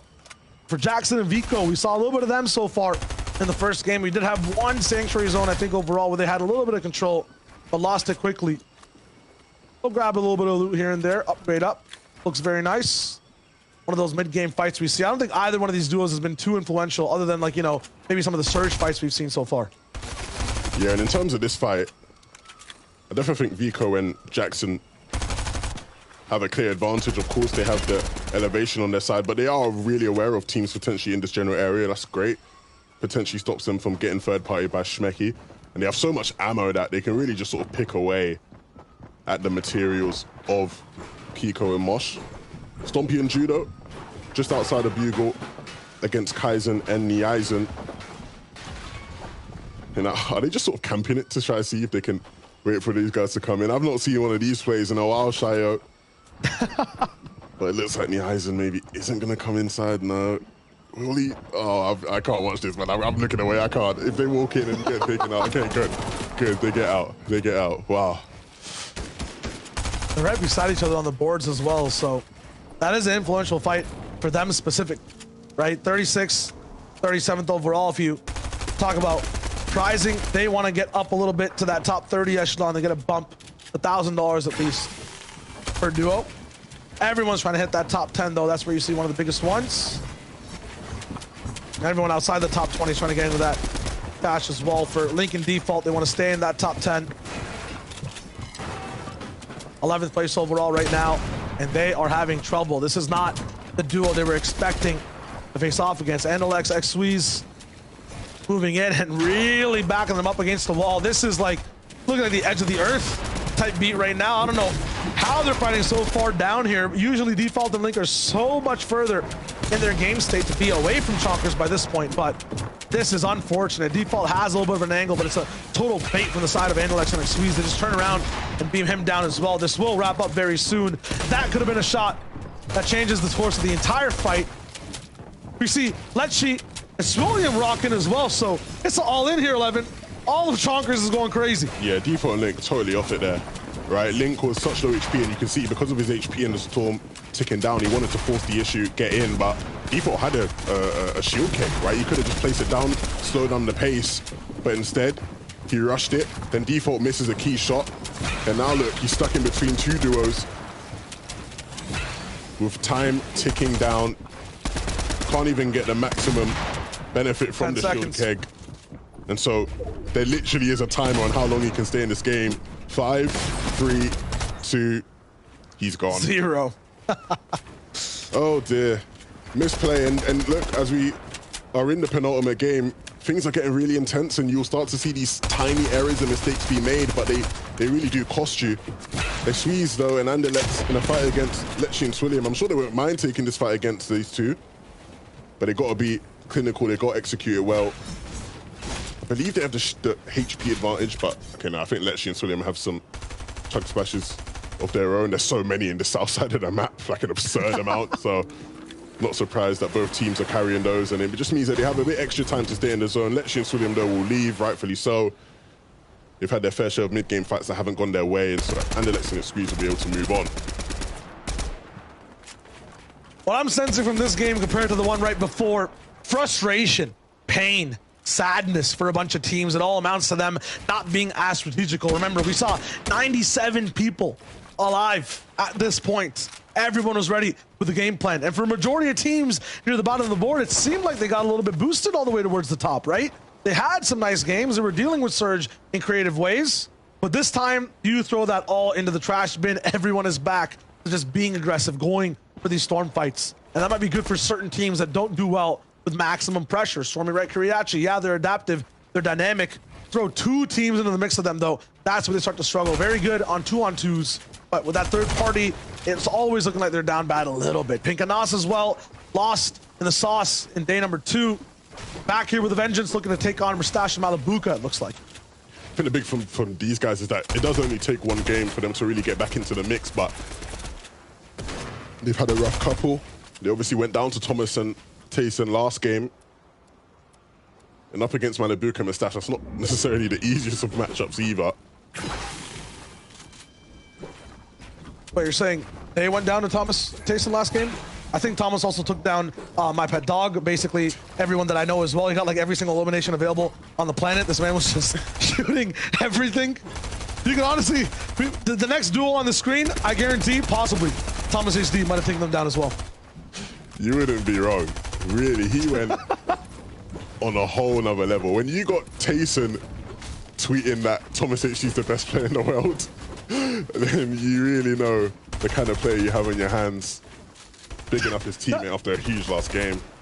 It's not only that, right? Imagine you have to deal with a player that did what Thomas HD did, right? And you finally take him down. You get to breathe, and like the boss music gets faster, and Tayson shows up, right? You have to deal with Tayson as a phase 2, as a part 2. That is just, should that be allowed? Like, we gotta split this duo up or something, man. That's too much. That's why, in theory, man, this duo, it just seems silly, right? In terms of just, you genuinely have two players who at any given moment over the past 2 years you could argue is the best player in the world. And it's like, oh, okay, I've taken him down. Finally. It took me like everything I have and everything I ever will have for the past, 5 years. And then boom, Tayson just walks through. Like, it's crazy. It's absolutely crazy. But again, we can't get too ahead of ourselves. They are still in a neck-and-neck battle against two top dogs. And Nasto, if he goes down here, maybe these guys will be completely out of the battle, because at a certain point, you can't afford to just have too many bad games. They will get the elimination, though, and it keeps them in this one. But hopefully they can get themselves out of the little slump they've been on the past couple games. Pink and Os were basically superheroes, and they had a weakness, right? It would be Vortexia Castery. Ever since that one game where they impeded the way they played on the mountain, they have clashed again and again. And it just seems like the control Pinkin and us had over the finals for Europe is just gone, vanished.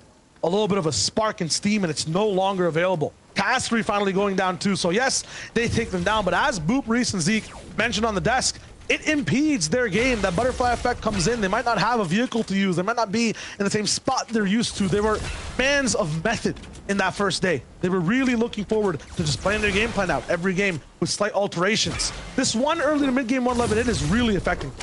Look at the contrast on your screens, right? Just a moment ago, right, we had the two POVs on the left was Thomas and Tayson, who we see here below on Surge. And right in front of them, Queasy and Hen was the other team on the screen. These guys are above, and so they're running into their biggest rivals. This is huge in the context of FNCS. Tayson is down, and Thomas has done insane things as a solo.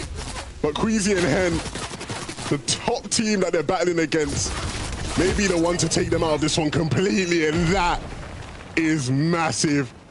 Thomas and Tayson go down early, and Queasy and Hen will be licking their lips. They will be smiling cheek to cheek, because a good game here could be the difference between them having the Axe of Champions or not. This is where nerves come into play. They know exactly what they just did, and they don't usually end up with this type of mid-game fights in the third-ish zone. A lot of the Elams I've been watching in the feed have been that 4th to 5th rotation where they pick apart a lot of teams from Storm, right? But right now, first place tied coming into this game, and they themselves become the tiebreakers.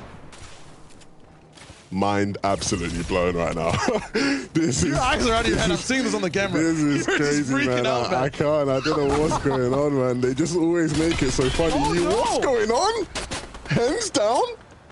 I'm telling you, 5th game or 2nd last game Europe, this happens every time. Joe and Vino chasing this down. They're so bad on Surge right now, and they're knocking on the walls. Vino has to take this, but finally, Hen does break out a little bit. I'm not sure if Vino knows there's one on the left side or if he tried to escape. Yes, he did. They're just fully pushed into this. Surge is not really active right now, too, so time's not going to be on their side. Queasy's down again. Vino is going to get sprayed. Can he find the finish? That will be the worst thing possible. Queasy, 5 seconds left. He is gone and down. Vino still alive. Joe in the business. Both first-place teams who were tied are gone. Almost splintered. Hen, 40 HP with 3 big pots. All his mats being expended. This is basically a sign, a white flag being raised in the air. I basically surrender. There's no way I'm going to be out of this one. Levin, how is this possible? How many favors is Vino going to do Tayson? First, he leaves Covert Cavern, right? Allows them to have it on con. Now he's taking out Queasy and Hen. Oh my goodness, Vino.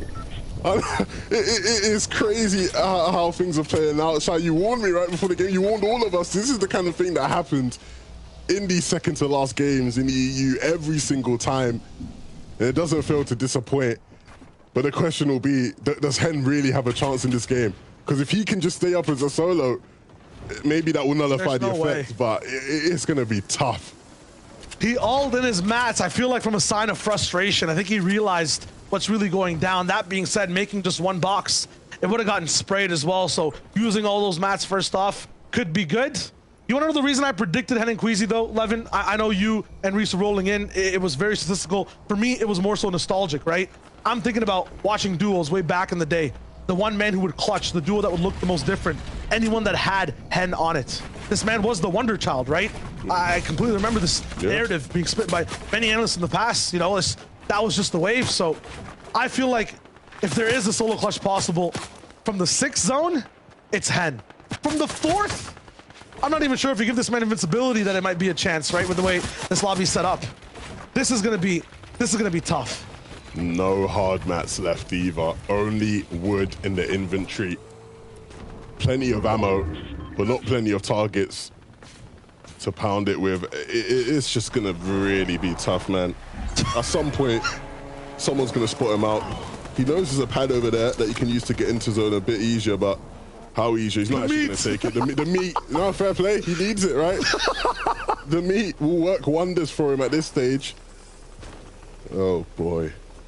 Whiplash, I'm trying to think how Hen's thinking right now. What can I actually do? And this thing is at 132 HP. He does find one of the pads. Remember, he's a solo, and look at that. All of EU under your feet. You're in first place as a solo, and the glide works behind a team. Solo Hen versus 2. He gets some damage down. He needs it. 126 above now, but that number is going to start to teeter and fall. 280. The new damage starts to clock in. This is dangerous for Hen. Remember, these guys are in a section of their own when it comes to Hen, Queasy, Thomas Tayson. 30 points ahead almost 40 to the rest of EU. They want to keep that gap active as much as possible. Obviously, Thomas and Tayson can't do that now, but as far as Hen, he is still in this game. And as long as he stays in, that itself will be a positive. If they can just find any bit of separation going into that last game, it could be the difference. But Surge will come in, and that will mean that teams will start to get hungry, start sniffing out any solos that may be able to be capitalized on, and Hen's got to be careful. Look at this position. Backside of the storm. 6 different duels around you. One knocking towards your base, but you get dropped down. It's Medley finding another angle, but Hen shot him maybe 2 times now for the backside. There's another duo, and Hen is down. He goes down in first place, but as we know, that's really rough. Both first and second place going down, and so now really is an opportunity maybe for Kiriachi and Stormy Right to get involved in the mix. Can Kiriachi stay alive? He can. Stormy Right making enough space. These guys were incredibly clinical on the low ground last game, but with just 14 HP, swinging his way through. If anybody even gives him a tap on the shoulder, he'll go down, and he stops to use some shields wisely. I'm thinking about names that end up thriving in situations like this, where the very, very top side of the board go down. 2 of them on your screen right now, Toos and Putrick. I feel like Thomas has stopped them twice in terms of trying to go for a retake. It was Queasy that actually beamed down Putrick so hard when he was trying to go for a glide. They will not be here this game. And Kiri actually went down, and so that means Stormy Right has to clutch up as a solo. You can see here, he's got some mats, he's got the web shooters, but this is going to be a tough, tough game if he wants to try push his team into contention to win it all.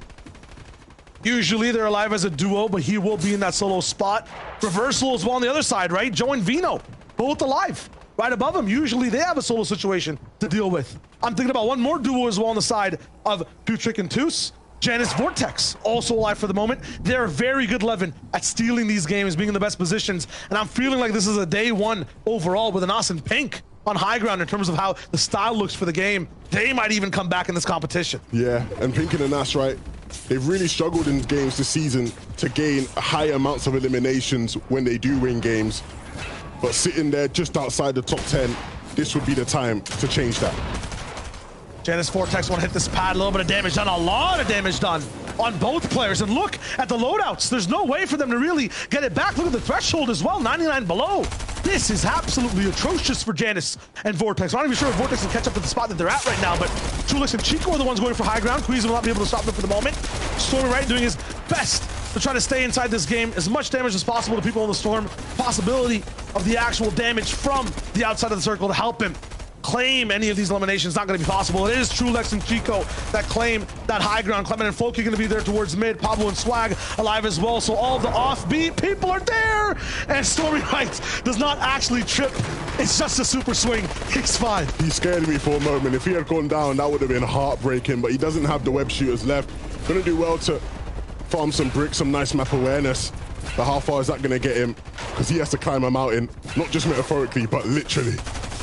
I see no single-digit place team alive right now. Trulix and Chico just took a place up there in the top 10. They're going to be 9th. Pink, though, and Anas, they still have voices to use. They've been quiet so far, but they're screaming the high ground is ours after that retake. 4 eliminations to pump in this position as well. 7th zone. They're starting things off early and hot.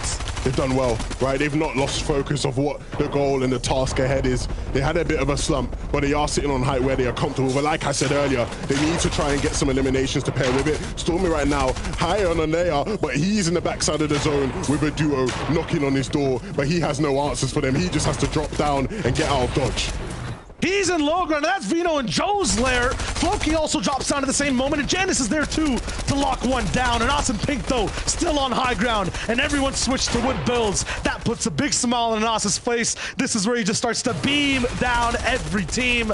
Gonna be Fury, the first one that they focus on as well. Pablo and Swag, 3 elims of their own, all in endgame. We're down to the final 9 teams for the circle. And Pablo, oh no, wrong box, my friend. The left side is dangerous. The right side is impossible to move. Swag has nowhere to go. Let's just go up and around. Somehow it's free and allowed. How is this possible? And the backside of 2 different players, but he gets beamed apart. That's Trulix to Chico looking good. Meanwhile, Vino Joe still on low. Trulix now basing up. Looks like he's gonna challenge maybe high ground. They actually look back towards the storm. This is very interesting for them. Looking for any chances for damage, but no, it doesn't land. Lucia now also going down. Pink has a voice. It's still screaming loud. Floki takes out Joe. Vino down 2. Him and Clement are not gonna be alive. No, they are both as a duo beside another one going head to head, and Chico and Trulix have no mats. Chico and Trulix, they have to drop down off of height, and they drop on low, and they're trying to find control. They pick up an elimination on the backside, but that isn't the only threat left, and Trulix can't hack it. Chico now has to stay alive with no materials, and they know it. They will wipe him out. Floki and Clement have done so well, but the job is not done. Pink and Anas know what they need to do. They need to start picking up some eliminations. Nako trying to be the thorn in the backside. Clement is down, and so Floki just left as a solo, and this is really picking up for Pink and Anas here. They can basically dance on this high ground. All they need to do is break down 2 different solo players. Look at the control from Anas. Look at the confidence from this team on heights. Momentary reprieve for Floki, but it won't last fast enough. He goes for the swing around the world, but this man's flight's not going to touch down in the best way. The landing gear is not active. The plane might be in the sky, but it'll come crashing down soon. Anas and Pink down on low ground now. All they have to do is look up and beam. The grass is greener on the back half of EU Day 2. Anas and Pink control it down below. Chop down that high ground. This is it for them. A few more shots. How much does Floki have? Not enough. Pink now will secure it towards the end. That's a double shot. That's a VR for your second last game from Pink and Anas. A 7 elimination victory royale may just be enough to push them back into contention. They had a bit of a slow couple games, but they really did rally back together to get back involved. A brilliant display from Pink and Anas. We saw them win a couple games yesterday, and they're finally able to pick one up on day 2. Power, speed, and most importantly, recovery for their performance on day number 2. They needed this, and look at that style from Pink. One swing, and the entire destiny of height changes. Anas gets close and comfortable with everyone on low ground as well. Big props for Floki for trying to survive that long. That's all the experience with practice, but it's not going to be enough when you're up against the 2 GOATs. Pink and Anas did so well. But the big question is, right, going into this final game, what does that battle for first look like? Who will be the one to finally claim the AXA champions? The only people that can let us know, right, are Zeke, Boop, and Reese. So, gentlemen, take it away. Okay, everybody, just take a deep breath. Calm down. Inhale. Exhale. Okay. Whew. What is going on in Europe in Chapter 3, Season 1, okay? Someone's trying to make me have a heart attack right now. I cannot handle the incredible action that we're seeing, and now Pink and Anas are going, hey, whoa, whoa, whoa, with 1 game left? Yeah, we're going to aim for the top 10. We might even see within the top 5. My goodness, Boop. I did not expect this to go the way that it goes, but once again, it's just chaos everywhere, man. And Pink and Anas, they just do what they got to do, right? They're like, oh, yeah, high ground? Let's just do that. Let's just do that, win the game. Yeah, they made Pink and Anas, they saw everyone else getting the attention, say, hey guys, don't forget about us, day 1 winners, and they came back strong. This game they played a little bit more aggressively. They W-keyed over towards Camp Cuddle, and maybe that's the new playstyle. 7 elimination victory royale for them. That's unheard of. And I think it's really important to note that obviously they were first after day 1. Prior to this game, so in the first 4 games today, they only had 23 points on top of the 156 they got yesterday. So that victory royale they got there is huge. Remember, every placement that they go up in the leader, every threshold is more and more money. And that victory royale could A, put them in potential to win if they do well in the next game, but also just give them a bit more moolah. Yeah. There is 1 game left here in Chapter 3, Season 1, FNCS Finals. We have to turn attention to the standings. We have to set the stage here as we prepare for the last game of the season here in Europe. Oh I my. cannot believe it is Boop and I with Tayson and Thomas HD versus Shia Wager, Levin, 2K, and Reese, who all think Hen and Queasy can win 4 points of difference. Listen, we have like 4 minutes before we have to jump into this game. Boop, Reese, just set the stage here as we prepare for this last game. Yeah, I mean, it's almost like we get paid to do this, right? Look at that analysis. It's absolutely impeccable. I mean, this is coming through, right? All of the experience coming in now. This is what it's all about. Multiple FNCS winners and Thomas there inside as well. But, you know, widely regarded as one of the best players in the world. Now finally showing up in the finals. And with 1 game to go, it's all about cracking under pressure. Who will succeed? Whose experience will balance out? I don't know. What do you think, Reese? I mean, every team in this top has the potential to win in the next game is an FNCS champion level team. The top 3 teams are nearly all FNCS champions outside of Thomas HD, which we all know. I said 3, you know, I'll move down to 4. Yeah, okay. You know, we know that he has the potential. He has the skill to be able to do that. Hen and Queasy, FNCS champions. Tayson, the 4-time FNCS champion. Kiriachi and Stormy Wright from Chapter 2 Season 7 champions as well. Obviously, Janice, multiple time. There's so many people in here that are looking to get a multiple time. And you've got to think that last endgame, Stormy Wright was the only player in the top 5 alive still, and he clutched up big points from him. That's why he's now up in 3rd. I mean, you couldn't write it better. And as well, I love to mention Chulex and Chico. Chulex, I feel like he's the forgotten FNCS winner, never mentioned with Queasy and Jerky. You know, he's always there. He's so close by. But, you know, they had such a great game there. I feel like the underdogs coming in, but they're so close as well. 25 points only. You never know what can happen in these early game skirmishes. You know, something could go wrong. Someone could make a misstep, and, you know, everyone can still win. 100%. I think it's really important to know also that Hen and Queasy, no victory royales to date in the 11 games, and their playstyle is game winning. They are guys who go up to high ground. They are guys who pick up the victory royales. So to see them without any and be on top of the leaderboard is super impressive. Here's obviously the next list of teams. Everyone here, you got to even know, 208 points. What's that, like 61 or something like that behind the first? Like, that's a victory royale with 11 eliminations. And, you know, obviously that won't put them into first because those players will probably get points as well. But again, that's a top 5. Hugely potential for the players at the top of this. It all comes down to this. 1 final game in Europe, and to see how close our top 10 is. Don't forget, as I've mentioned before, and I will always mention, even players in your 11th through 20th, they're trying to jump up into that top 10 as well, right? They may not get first, but when you're talking a difference in prize money, that's what they're aiming for right here, right now. I just want to get super quick thoughts, okay? We have about 50 seconds before we're going to hang out with the casters. Expectations going into the final game. Boop, let's start with you. Yeah, so I want us all to just look at high gun this game because it's all dependent. Like, are we going to have people fighting for high gun? Are we going to 50-50? Are we going to play more passively? And I think that's where the experience comes through yet again. I don't think Queasy and Hen are going to go for it straight away. I don't think Thomas G and Tasty go for it right away. I don't know. It's a big question mark. I mean, realistically, any of these teams go down, they're not winning early, right? So that's hugely to watch out the top 3. Usually in this situation, I'd say that more experienced players will be the ones who are going to look out for. But all 3 top teams are like the most veteran players in there. When you go down the list, you start to get to other FNCS champions pairing up with newer players too. So, hey, I just want to watch the last game. I'm not going to lie. Yeah. Well, here we go. Reese, Boop, let's get ready to do this. Fortnite fam, 1 final game here in Europe to decide it all. Legends Landing, if you guys are watching, hit us with the emotes. Let the hype rise as we board the battle bus one last time. Shia Wager, Levin 2K. Let's go again. What is our life? This is what we wanted, but I couldn't have never imagined that it would truly be delivered to us in this manner.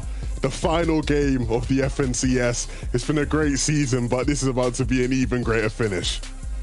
We thought it wouldn't be close. Day 1 looked like, you know, yeah, the leaderboard is what it is, but there's clear leaders that are pushing us forward in Europe. That changed immediately when we landed on day 2. And now, Levin, there's 2 teams at the top who do not want to go down. And even just shortly behind that, right, we have even more teams who really could have a say in how this thing plays out. It's been an intense couple of games, but there's really not going to be one as nail-biting as this. We head into the final game of the FNCS right now.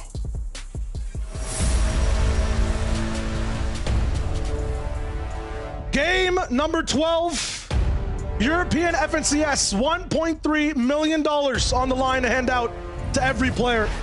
A 4-point game at the top, much closer past that, all the way down It's the 50 best teams you can watch play in the world. And Thomas HC and Tayson, they're rocking down with a lot of damage. I find this slightly uncharacteristic. I haven't really seen this form of landing before, but I like what I'm watching. Every single strat is out for this game. Thomas HD and Tayson are second place overall. They really want it. And they're not too far from first. It's literally the smallest of differences between it. Bad Sniper goes down early in Tilted Towers. What's going on? They've had the better of Benji and Savage for so long, but Phoenix, who was at Covert before, now over at Tilted and takes down Bad Sniper. So our 7th place team has a new hurdle to climb in this game.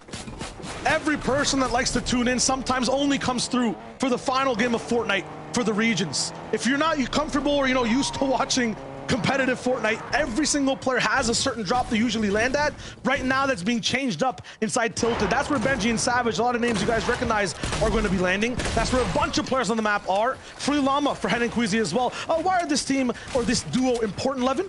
Oh, they sit in first place. They hold the keys to the lobby right now, Shire. Oh, interesting. And they have a Llama as well.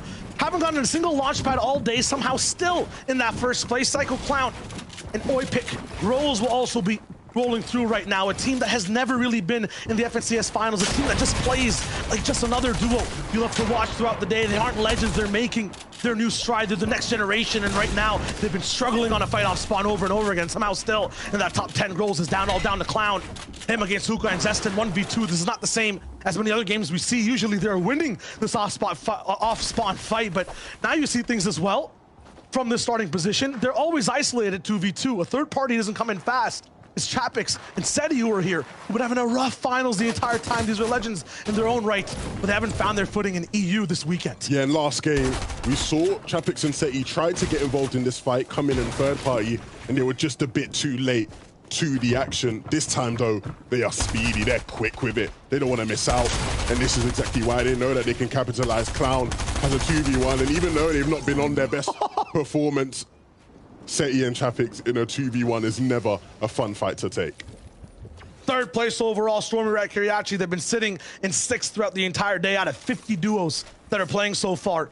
They're rising up in the ranks as of some of the last games. Crazy things have been going down. There's been ties for first. There have been both teammates on both sides of that upper echelon going down. These guys sneakily have risen. Levin, they're never in vision. They're never on our screens in terms of how they do things, how they stay alive. They're never next to the top 10 in terms of their boxes. Somehow, though, in the top 3, though. It's crazy because this was very much looking like a two-headed race, but these guys have just pushed their way in, barged everyone through. Kiriachi is telling everyone, look, I am an FNCS champion and I want to be one again. They sit just 1 point behind second and not too far away from first either. DKF finally being taken out there, and that's real rough in terms of the pickaxe coming through. Yeah. Oh dear. Everything being thrown through the doors in terms of this last game. Seti and Chapix, their battle's not done either. Swifty, you'll notice the number beside these nameplates, the numbers at the bottom left as well. That's the overall placement for these teams. It'll be 38th, battling another team that's somewhat in the 30s as well. Seti no mats, has to jump all the way down, and unfortunately, it's not going to be enough. Chapix is gone as well. Huddy and Swifty rise up the ranks. That's going to be all 9 lives gone for Seti and Chapix. Taken out. It's just not been their tournament. Sometimes the hard work just doesn't connect with the result. But that's where they hit the drawing board and they come back stronger next season. But in the meantime, in the rest of the lobby, our second place team, another game where they have launch pads, all the shield they could possibly ask for, and another zone. Is that 12 out of 12 zones in the west, northwest of the map? Everything literally has gone perfectly for them in that regard. They've had the perfect circumstances, and now they have the opportunity to deliver. When did Janix and Vortex get into 4th?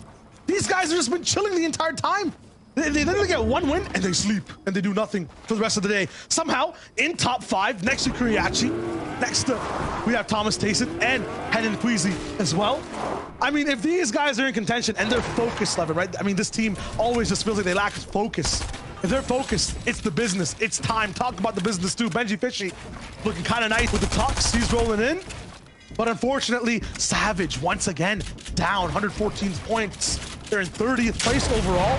Benji almost out of match. He has to 1v2 to keep that prize money potential alive. 166. Slap Phoenix in the face. He's not fooling around. You can see him too. He's looking kind of dicey with it. But those extra points confirmed. Smart from him, because that's more likely than getting that second elim. Their story will end today in 30th. Benji and Savage will just have to go next. It wasn't their day. They started off well, but cooled off eventually.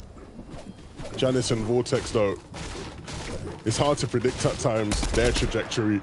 They start off hot, and they look like they fizzled out, but then they come back striking harder than ever. When it comes to Janice and Vortex, I'm just scared watching them every time. They are just periodically shaking the soda can, and you want it to explode in endgame. Sometimes, though, the pressure gets too high. Earlier in the game, they start making crazy mistakes. The pressure gets too much. Fizz everywhere. True like Chico as well. I feel like they are so good in their journey, never actually arrive at their destination in the most glorious way. Have the best spots. Look at this tower. Look at the beams. It's looking mighty fine for Chico and Trulix right now. As soon as endgame starts, they start to panic. The high ground they control, taken over. The front side of the zone, absolutely overpopulated. There's no chance for them to really stay alive at all. It's rough, right? Because you watch them, especially in that last game, where they roll through, they go on height.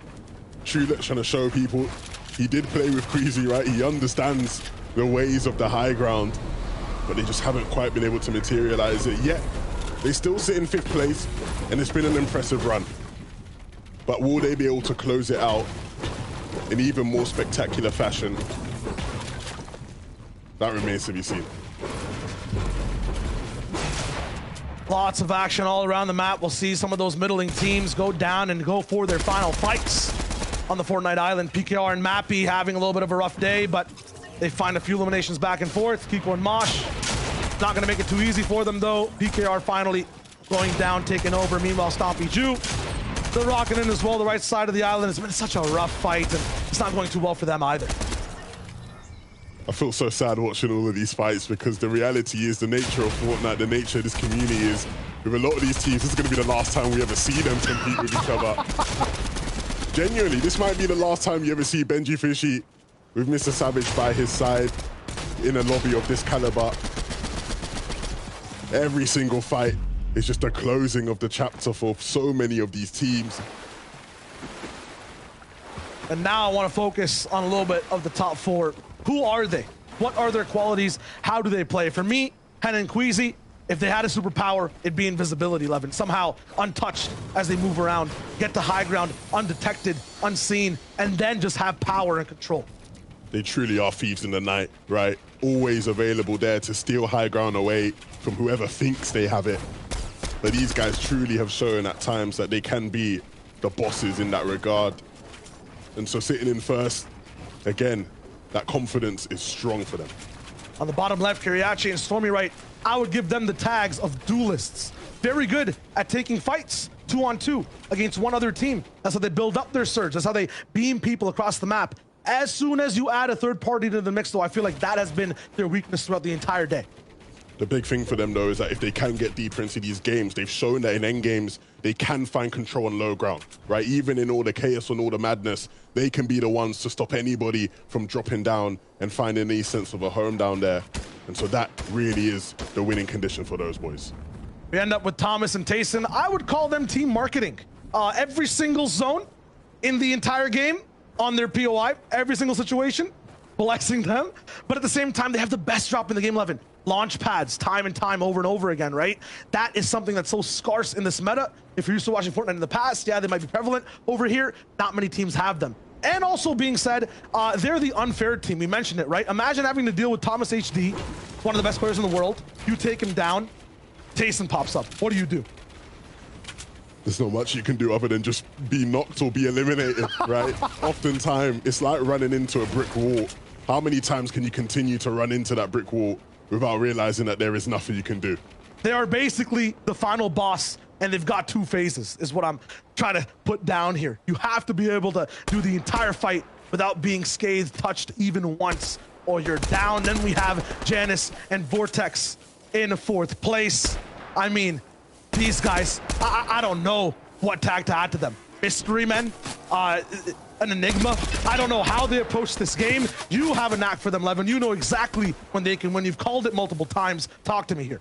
They truly are what you expect from a Dark Horse team. One that maybe hasn't been given the credit as one of the best teams in the EU or in the world, but they truly are just that. Complete in all phases of the game. Early game, solid. Mid game, secure. And end game is where they can explode. Vortex, one of the strongest, more exciting players in all the land. And Janice, a veteran who knows how to do it and win on all stages. They truly are one of the bigger threats, and they have been, and they will continue to be in this lobby. To round out the top 5, we did talk about Trulix and Chico for just a little bit. Nomad's just trying to find a home, just trying to find a way to get comfortable. Once again, I think this is just a masterclass of mid-game damage, 401 above in terms of handling Surge. And they just get to endgame, and that's where, you know, it's tough. No one's giving them a hitchhike ride anymore. No one's trying to help them out in terms of giving them the space. That being said, what is this new tag that just popped up on your screen on the top, or I guess right side, the damage threshold? This is Surge. You have to deal enough damage, or else you will basically start to take damage from the entire server. And with that being said, that's one of the things that everyone's been focusing on inside the mid game. Early game, it's all about winning your POI. Late game, obviously getting as many elims as you can and winning. But in the middle, every team you'll realize will start to make bases or push boxes and start to handle their Surge. Just a way to keep people active as they play the game. You deal damage or you take damage, that's all it is. Red Squad and Scram, the team on RC Green, they've been a bit all over the place at times when it comes to their ability to do damage when it matters the most. If these guys can get their Storm Surge dealt with, they will be a threat in endgame, one of the more experienced teams. But that in itself is a big question mark. Will they be able to do that? You can see Queasy and Hen postured up on this hill. This is their attempt to deal with their Storm Surge. You can see they're up so high, they can see everybody in this general area. And so once somebody pops out, right there, just what Queasy did. Take some shots. That damage goes a long way in the journey. Just trying to stay above the Storm Surge. It's Tayson and Thomas are taking damage towards. This just happened in the last game. They saw each other. They were tied for points. Right now, I believe Queasy is about 4 ahead. This is first and second, though, and Hen and Queasy ended up taking out Thomas and Tayson. They're also 11, the only people in this spot that can actually look at each other and go for shots. They're going to be rattling up against each other. Depending on this performance, we'll see who's allowed to play this game, who actually has that damage and the Surge. And if this zone goes further southeast, right, they could end up having to rotate almost side by side each other. We saw what happened, right? Last time that happened, it didn't end well for either team. And so look, that journey's gonna have to start being made, and it's gonna be real rough. They've so far sort of just traded, which is all right because they both have lots of shields because of the POIs they come from. But at a certain point, you don't want to trade anymore. Right? At a certain point, you want to be the one that alphas the other.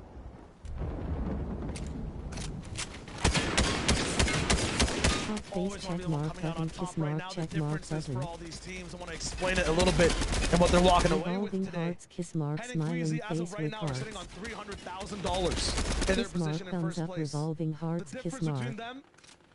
And Thomas and Tayson.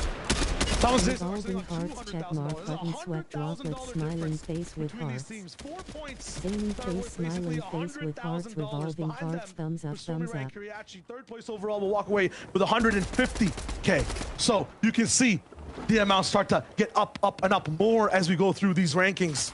Vortex and Janice, 120K2 at 4th. Looking good for now, but once again, this is only if these teams survive and maintain these spots. We've seen it every game. Whoever is first and second, they start to dwindle. They go a little bit back and forth. Their position changes drastically when the next game starts. Last game was a catch-up for the rest of the board, which makes this one so much more so interesting. Everyone is about 10, 20-ish points next to each other. That is just a little bit of placement overall. You can see their position right here in the middle of the lake. Actually somewhere where I've seen them look to position themselves in the past. Relatively central in this third zone, and it means that when fourth pops, they're likely to pull it. But if things don't go their way, things could get messy, right? Just sort of isolated here in the middle of everything. But the big thing is they have experience here, right? They've literally pulled this kind of zone so many times, whether that be in other qualifiers, in scrims, practice, so they'll know exactly what the right protocol is. They have it all planned to a T. Thing is, you might have a plan. It can still look kind of drastic. They're 20 points behind overall from Thomas HD and Tayson, right? 20 points, that's a lot of eliminations needed. Each elim worth 3.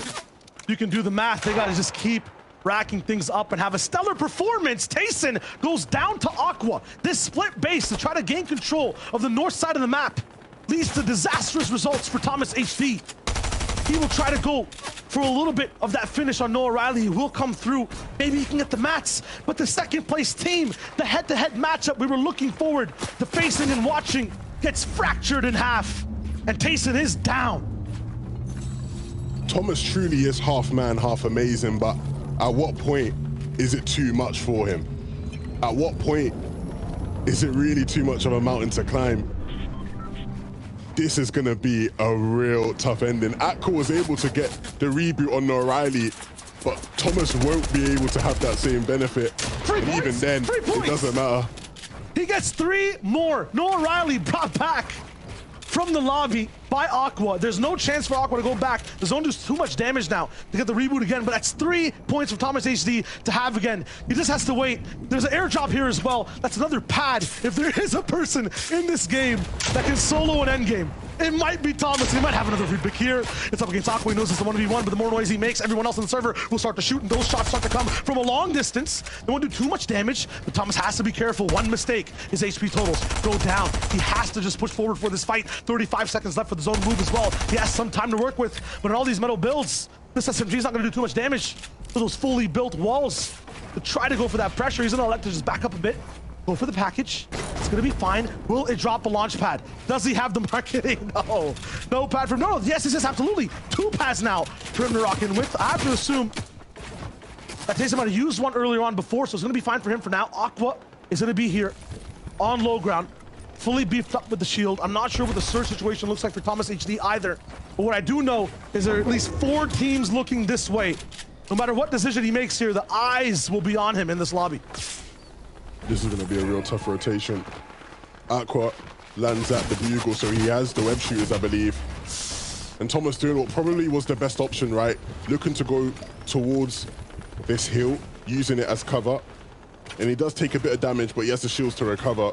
And that's just even less shields to use deeper into the game. And he still has his eyes set on Aqua. He realizes that every little point helps. Oh, wow. He's 64 below as well, so he actually just needs to damage straight up in terms of surge. Look at the points in 3rd place. 265 right now, and Thomas is at 266. Yeah, the 3 points will help overall, but he will fall down the standings if he can't live. Yes, the elim, it'll be huge. Yes, to this point, you go down in the top 3, you might be able to hold on to top 10, but this man wants to win. He wants to be on the podium. So does Tayson. And clutch sprays coming in from up above. Will it update the threshold? No, just 37 below still. Thomas HD is in trouble. He'll have to use one of his pads directly in the line of sight of other players. Not everyone opens up. He's going for the 1v1. Aqua jumping in the box, but Aqua lands a big shot, controls the wall, bounced back. Thomas HD somehow survives, doesn't own any of these walls. Aqua, I think, just got beamed down as well right in front of him. Now the entire lobby is focusing him, and Thomas HD is down. That might just be it. I doubt their 2nd place will hold with Kiriachi and Stormy right looking so strong. And so what was setting up to be a photo finish for them might be the end of their FNCS run. And if Hen and Queasy have been paying attention to the feed, that will be huge for them.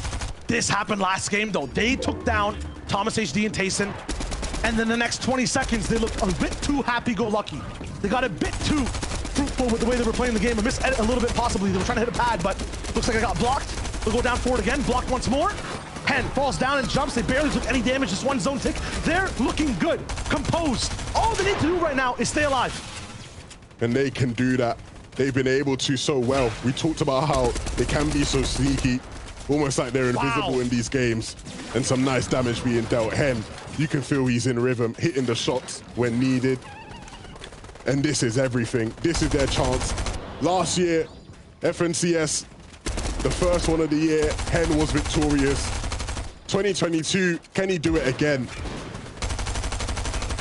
We need to stay with them for this one. We haven't watched the way they really take height, hold it. Yes, we tune in with a bunch of other POVs as well, but I really want to see the decisions they make. Look at this expert spot. They're still picking up a few eliminations.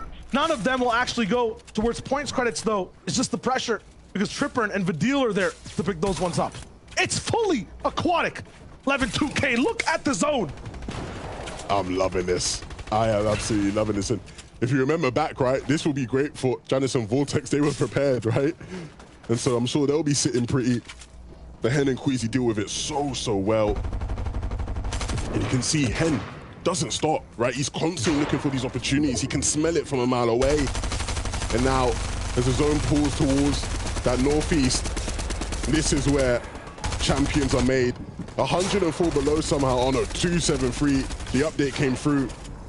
But Hen, Queasy versus Stormy Rat and Kiriachi is the story to follow for today. On the left side of your screen, just pay attention to those golden lights. They're jumping straight into the storm, and yes, they do actually grab the pad. Lots of damage done. They'll have to drop down and heal. I'm tracking them. They're going towards the front side of the zone. On the right side, you can see their POV going up, and away towards high ground. Almost a straight-up second height. Do they find each other, though? Are they together? Yes, that is the case. Still good above Surge. Queasy takes a little bit over on the tarp. Hen starts to move in as well. Armored wall put down, so they have a moment to breathe. Hen and Queasy are making this run to win EU FNCS. And Karma and Booback may sit on height for the meantime, but I can assure you, Hen and Queasy will start to look, and you can already see Hen peeking up. But just before, he'll look to try see if they can get any more eliminations, anything that can get the material count up and healthy. But it's all about that timing for when they look for height. Have to be controlled here. Bubak might just go down, get angry with it. Queasy actually stumbles, falls, gets beamed. It's someone in their build. I think Bubak's getting close and personal. 276 for Hen. It's not going to be enough to just win the entire tournament. He's going to have to clutch by himself. The Wonder Kid from seasons before has to grow up to be a man. One elimination. He's all on his own. Has almost maximum wood, but no more hard mats up against the wall of the deal. A tough fight to win. Gains control of the ramp. Has a chance for an edit. Just wants to get the materials, get a little bit out of it. He's on this floor. It's not his. Has to be careful. This is crazy. Spicy Splashes has 8 of them. He can really move around and has a lot of mats to work with as well. He's going to tank this zone as much as possible. Look at that golden light lost in the darkness. Hen has to keep this run alive. 284 points. He's getting higher in these standings. 13 teams left. Bubak still has height. What a nice swing. He's on second height right now. Has to relieve that pressure. Maybe drop down slightly. No, he doesn't get focused by anyone. Full hard mats here for him to use as well. Bubak starts to rattle on the cage that Hen is in, but this man is no chicken, no turkey. He's a beast. He's looking for the shots on the Janice and Vortex. Another armored wall he's showing for the moment right now. That golden right surrounded by enemies from all and every single side. Someone's waiting. Jump inside Hen's box. One miss at it. Could be his demise. Goes for a few more shots and Elam down below. He still doesn't find it. How is Hen still alive from this moment? Has a lot of mats to work with. He'll go off from the right side. 286, first place. Is still shining bright and looking true. A double jump in midair too. He's found his next box. Hen's done so well to stay alive. He's done everything he possibly can, and he won't stop here. Dealing damage, applying pressure like he has a teammate by his side. Gets Karma down, has the chug smasher when the siphon comes in. That will be huge for his HP. He's done brilliantly. 291 points is going to be a mountain that not many teams can climb. Karma and Janice down, and so this is going to be real difficult for all of these teams left trying to fight for the AXA champions. 6 teams, 6 players. It's a solos FNCS basically, and Hen is going for high ground. 1v1, toe to toe, up against Bubak. One edit, he's got no shield. Hen needs to win this. He has control. This is a solo clutch of your career, my friend, and you're about to win the FNCS if you hold on. No mats, 1 armored wall. This is all he has left. Hen has everything. He's done everything. He's solo clutch. We know he has that ability. No materials left, but he still is able to apply damage. Won't get that elimination, but he will hold on. Starts to spray one more person in his way to sit those down on the low ground. All it has to do is wait. The drop down, the beam, it's almost enough, and has it. 1v1, 297 points. This is for the European Championship. All he has to do is take down walks, solidify it. He has enough points already, but do it in style, my friend. The VR is just in your grasp. Hen as a solo against the world, and he wins the European FNCS. He has the motivation, he has the drive, the hunger, and the thirst for greatness. He is greatness. Hen and Queasy will win the first FNCS of the year, and what a way to do it. The solo clutch when all the odds were against him, and the boy from Britain is able to do it. Wow. That's just what you expect from a man who was born in this mode. Someone who gave us the best stories from Chapter 2 and possibly even the big moments we saw from Chapter 1. I mean, Hen right now, to do it from that early as a solo, monumental, crazy, what a shot. I'm just so happy. A comeback performance as well at 11. They were so behind from that first day. It was crazy, right? They had so high expectations coming into the FNCS finals, and it started off slow. There were doubts about their ability, but they just kept rising and rising, Shai, throughout the tournament, and they seal it out. They've looked like the best duo all season long, and they finished the season the best duo as well. Absolutely crazy from these guys. I don't know how to explain it. They just went away from everyone else into their own world, their own time chamber, and then came out complete champions. I mean, that's what we love to see. And Levin, casting this with you, man. I mean, first run for both of us. It was also awesome from start to finish. There's nobody I'd rather do it with, man. It's been one of the best days of Fortnite I've seen in a long, long time. It's been an absolute blast, and I can't wait to do it again. Absolutely. We'll toss it back over to Zeke, Boop, and Reese. I mean, that was a run of a lifetime. You just gotta give them the applause. You know what I'm saying? Like, Hen, Queasy, it's in those moments, man, that we live for. Those moments of clarity, of just pure, serene tranquility, where they can just say, it doesn't matter what happens. I have the confidence. I have put everything into this performance, into this final game. And to then walk away the winner, Boop. It is just, is there a better feeling? I don't think so. That is just ridiculous. The incredible mental fortitude to do it as a solo. It was 5 solos at the end there. It was basically a solo tournament. And Hen, with everything, all the pressure on the line, everything on his shoulders, he just did it. I'm lost for words. Absolutely speechless. Hen has secured himself as one of the best players in Fortnite history. What a man. That is one of the best moments in Fortnite ever. Like, hands down, there is one of the best moments in Fortnite ever. The solo clutch from Hen. Queasy obviously went down to that spray, as we noticed there. But I can't even speak at this moment. I'm not even gonna lie. I'm seeing the reactions coming out from them on Twitter right now. Queasy shaking, literally. He said he's almost passing out watching Hen solo clutch do this, what we just saw here. And I am, again, I'm just speechless. Great analyst, I don't understand, but, you know, it's crazy. Yeah. I mean, let's go a little bit more analytical. You know, when we saw them in day number 1, you know, we saw them sort of, they maybe had lost a little bit of hope, right? And then that last game, we saw just a glimmer, just a tiny little glimmer of hope. And today, they just turned it to the absolute maximum. You know, at the beginning of the show, we alluded to the feeling that Queasy had. You know, yesterday, everything went wrong for him. And today, looked like everything went right. Hen was on top, Queasy was on top, and that is just absolute beautiful Fortnite that we see from them, just ridiculous stuff. And it makes me so happy to be here to witness it. I know, and you know, going into this game, I said they have no victory royales. I said these guys are game winners coming into that. And in the final game, they proved me wrong, thankfully, picking up that final victory royale in the final match. And what's so interesting about this is, like, they've been the #1 hype team the entire season. I think they've been the #1 team the entire season. And right now, they have just proved that in the biggest stage possible, winning, of course, $300,000, $150,000 each. And they've both won FNCS multiple times already so far. Just some of the best players in the world, hands down. And to top it off, right, to get the victory royale, you could have got, he could have fell in second place, just be like, yeah, I won the tournament, I'm the best, whatever. To be able to be like, no. There was no question. I was in the driver's seat the whole time. So well fought from this duo out of Europe. Congratulations, Hen and Queasy, duo champions here in the Chapter 3 Season 1 FNCS. 319 total points. Only a single victory royale. But you know what, Boop? That was the one that cemented it all. Who needs multiple when just one is enough? You just need the one. All you need is the one. I mean, that's a story you tell your children, right? That is just, oh my goodness.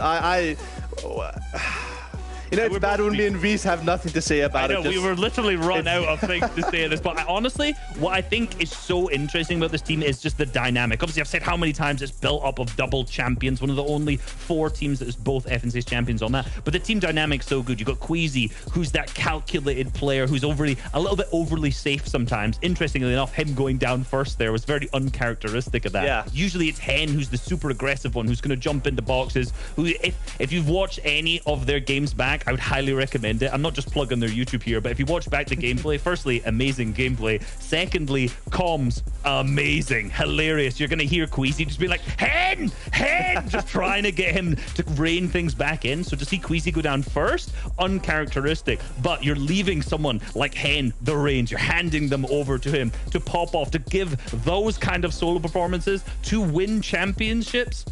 Unreal. Yeah, and I always consider duos to be a game of 2 solos, right? And we've seen Queasy this season do so well in solo cash cups. Hen also always such a good solo player, also qualified multiple solo cash cups as well. And you know, that combination of 2 players, at the beginning it was a little bit tough, right? They have the mentality issues, but they overcome that adversity, and now they're just champions. Just, yeah, amazing. So fantastic. We got to see the final placement, the final prize money to be divvied out here once again. It is just a shock, but in the best way possible. Wow. And take a look at this. After everything is said and done, Kariachi and Stormy, right? They fought. They came out of your top 3, and they end the tournament in 2nd place. And once again, I want to remind you, you're probably thinking to yourself, Zeke, but 2nd's not 1st. But I'll tell you right now, look at that prize money. A 4th, all the way up to 2nd. That's $50,000 for you and your duo, respectively, right? And again, everyone who has made it here has proven that they deserve to be in the finals. They are finals worthy duos. So congratulations to everyone. Boop, how are you feeling about the final standings here in the top 10? Yeah, it makes me very happy to see multiple players, not only the big boys, you know, Hen and Queasy. See Kiriachi, you know, he was on the verge of quitting this season, maybe wasn't sure. Stormlight overcoming some adversity as well to get 2nd place. Thomas Orientation, as always, very consistent. Vortex and Janice, you know, new duos, you know, sort of struggled to find duos coming through. Trulix and Chico, you know, these guys sort of quiet the entire 2 days, but you know, they've been there the entire time, and I'm happy to see Trulix, you know, he sort of got thrown back in terms of duos, hasn't been able to find the best. He found someone as underrated as Chico, such an up-and-coming player, a ridiculous talent, and I'm expecting such good things from them as well in the future. I mean, talking about up-and-coming players, 6th place, Grolls and Clown. Oh, yeah. They've been almost like a highlight team so far. You know, it's a shame that almost that switching up of drop spots from Vino moving over to Covert in the last couple games left Seti and Chapix able to push them in that early engagement and capitalize on the messy fight that they had, because these guys were absolutely fragging out and doing such a good job. I think 6th, they have to be happy about that regardless. I'm sure maybe the initial thought process is going to be a little bit upset because they had a shot at winning, but regardless, when you look back at this through history, you're going to be like, 6th in FNCS, you know what? That wasn't too bad. Not too bad, no. Not bad at all. And for their first performance, right? How many duos can say, hey, this is the first FNCS finals we've ever made? And to make top 6, right? That's earnings. That's recognition for their duos. So even if they decided, hey, we're going to split up and go our separate ways, they're going to be able to say, look, we came in 6th individually. So you should partner with us because we can do that again. Absolutely insane. Now, Reese, listen, we're going to look at predictions. Okay, me and Boop lost this time. But Boop, you know, we didn't do too bad, okay? Yeah. They still showed up, right? We still in the top 5. Not the worst. Okay, production, you guys didn't have to do me like this. Don't show them the numbers. Oh, Don't show them the numbers. Oh. You know what? Actually, no, what? Production, give us the numbers. Shy a wager. Can we just talk? Wow. That's rough from the... I mean, you know...